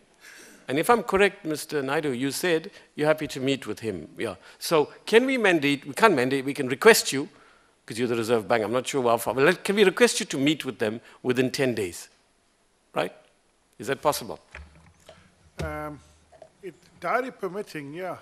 Yeah, okay, right, within 10 days or so, right? Diary permitting. Right, and then we'll get a report from them and a report from you. And we then decide, I explained to him, we can't have a public hearing based on a specific request from one sector. Once you have a public hearing instead of a briefing, which this is what it is, and we invited him to come here. Is he here, Mr. Malefane? Or anybody from the, no, community? I didn't expect they can come all the way, but I'm just asking, maybe they send somebody from within Cape Town to come. So I think, comrades, colleagues, we must not reject this thing. Nor must we rush headlong into it. I think if we're having a public hearing, we have to be clear about the parameters, instead of giving people illusions that you're going to be able to rescue the bank. So can we mull over this carefully? In principle, can I suggest we say yes to a public hearing, but we must define the terms of reference, and in the meanwhile, we ask for the Reserve Bank Deputy Governor to meet with them, and let's take things from there. So in short, we're not saying no, we're not saying yes for now. In principle, it's a good idea, but it'll have to involve anybody and everybody. See, once you have a public hearing, comrades, think about it, anybody can come. And everybody. And we would like more of a report, if we can get it from you, Deputy Governor. When people approach the Reserve Bank directly, like Mr. Malefane claims his mandated constituents did you meet with them or not? And if not, why not? If so, who did you meet? Can we get some such report at some stage? Because they say they asked for a meeting, and can you check if they really did ask for a meeting? You don't know about it, but maybe they asked the curator or somebody. So let me just get the request clear. I mean, every person who asks me for a meeting, I need to report to you whether I met them or not. I'm asking you whether when people did approach the Reserve Bank, whether it's a lower official than you or somebody as high up as you, do you normally meet them? Did you meet them over the VBS matter? That's the question being asked. So I have not met Mr. Malefane. Yeah, but you met other community. Reserve Bank meet other community representatives? I've met probably 24 community representatives. Oh, you have? The Jambu Trust, I've met the King twice. Yeah. Oh, so you have personally. done. Okay, that's all we need to know. Yeah. Yeah, that's all we're asking. So, you know, if PA would just give it to us to show out there that the suggestion being made in the public domain, and I see it elsewhere, that the bank showed enormous insensitivity to the poor, it wouldn't even meet us. So if you give me that, you can give it to me in 24 hours. I'll write to Mr. Malefane and say the Deputy Reserve Bank Governor will meet you within 10 days or so. Moreover, it's not true that you met nobody at the bank. You and others probably met them, and you met them, you said, just give us a list, we give it to them. That's nothing. We're not asking you for anything else. Thank you indeed. So for now, we're there. Next week, can we discuss how to take things forward? Yes, Mr. Mania. Chair, there was just one question that remains unanswered, and that was the question, the pertinent question, which I think is on everybody's minds. When can we expect arrests? There must surely, in the case plan, be a deadline. Answered it because of all the... Okay, I don't speak for you. I think it's addressed to you, General. Yeah, like a broad deadline. We asked you on Steinhoff within 2 years. You're now saying Steinhoff April 2019, right? Broad. We can't hold you to it. There may be complexities. But broadly speaking, what's your projection or estimate? Yeah, you know, what we didn't want to do is to put timelines, because we are going to be getting bank statements. And then if the likelihood is that we are going to be chasing something more than 1,000 counts, which we need to be proving all of those. I think that it is not a time at this stage to make those estimates. Only after the finalization of the auditing reports, then can we be able to estimate. Because it won't help to go and arrest now the individuals that are mentioned before we gather evidence. It is better to gather evidence before we can plan for arrest. So as the matter develops, we plan further. Currently, the plan is not including the date of arrest, because there is still work that still need to be done. What Advocate Modawi has done, we want to do something of that nature in terms of the Criminal Procedure Act, not in terms of the law that they shall have applied. Now, presumably, if this report is rejected by the court for whatever reason, or aspects of it are rejected, that doesn't detract from your capacity to pursue this matter, because you're doing your own independent investigations. So even if the court says the report, like in Glossy, Mr. Ndloni says, the report could be rejected, what will happen then? But you're doing your own independent investigation, right? So it can still go ahead. Can I maybe please, just to clarify that? In fact, I think what we are looking at, that is both the prosecution and what we expect from the DPCI, it's independent evidence that is not tainted by anything. Now the problem with, and then we have been debating this, and I must emphasize, it's not as if the Mutau report is not useful. It's already useful because it already gives us a taste of what we can expect. But there is, in our law, something that is called the fruit of the poison tree.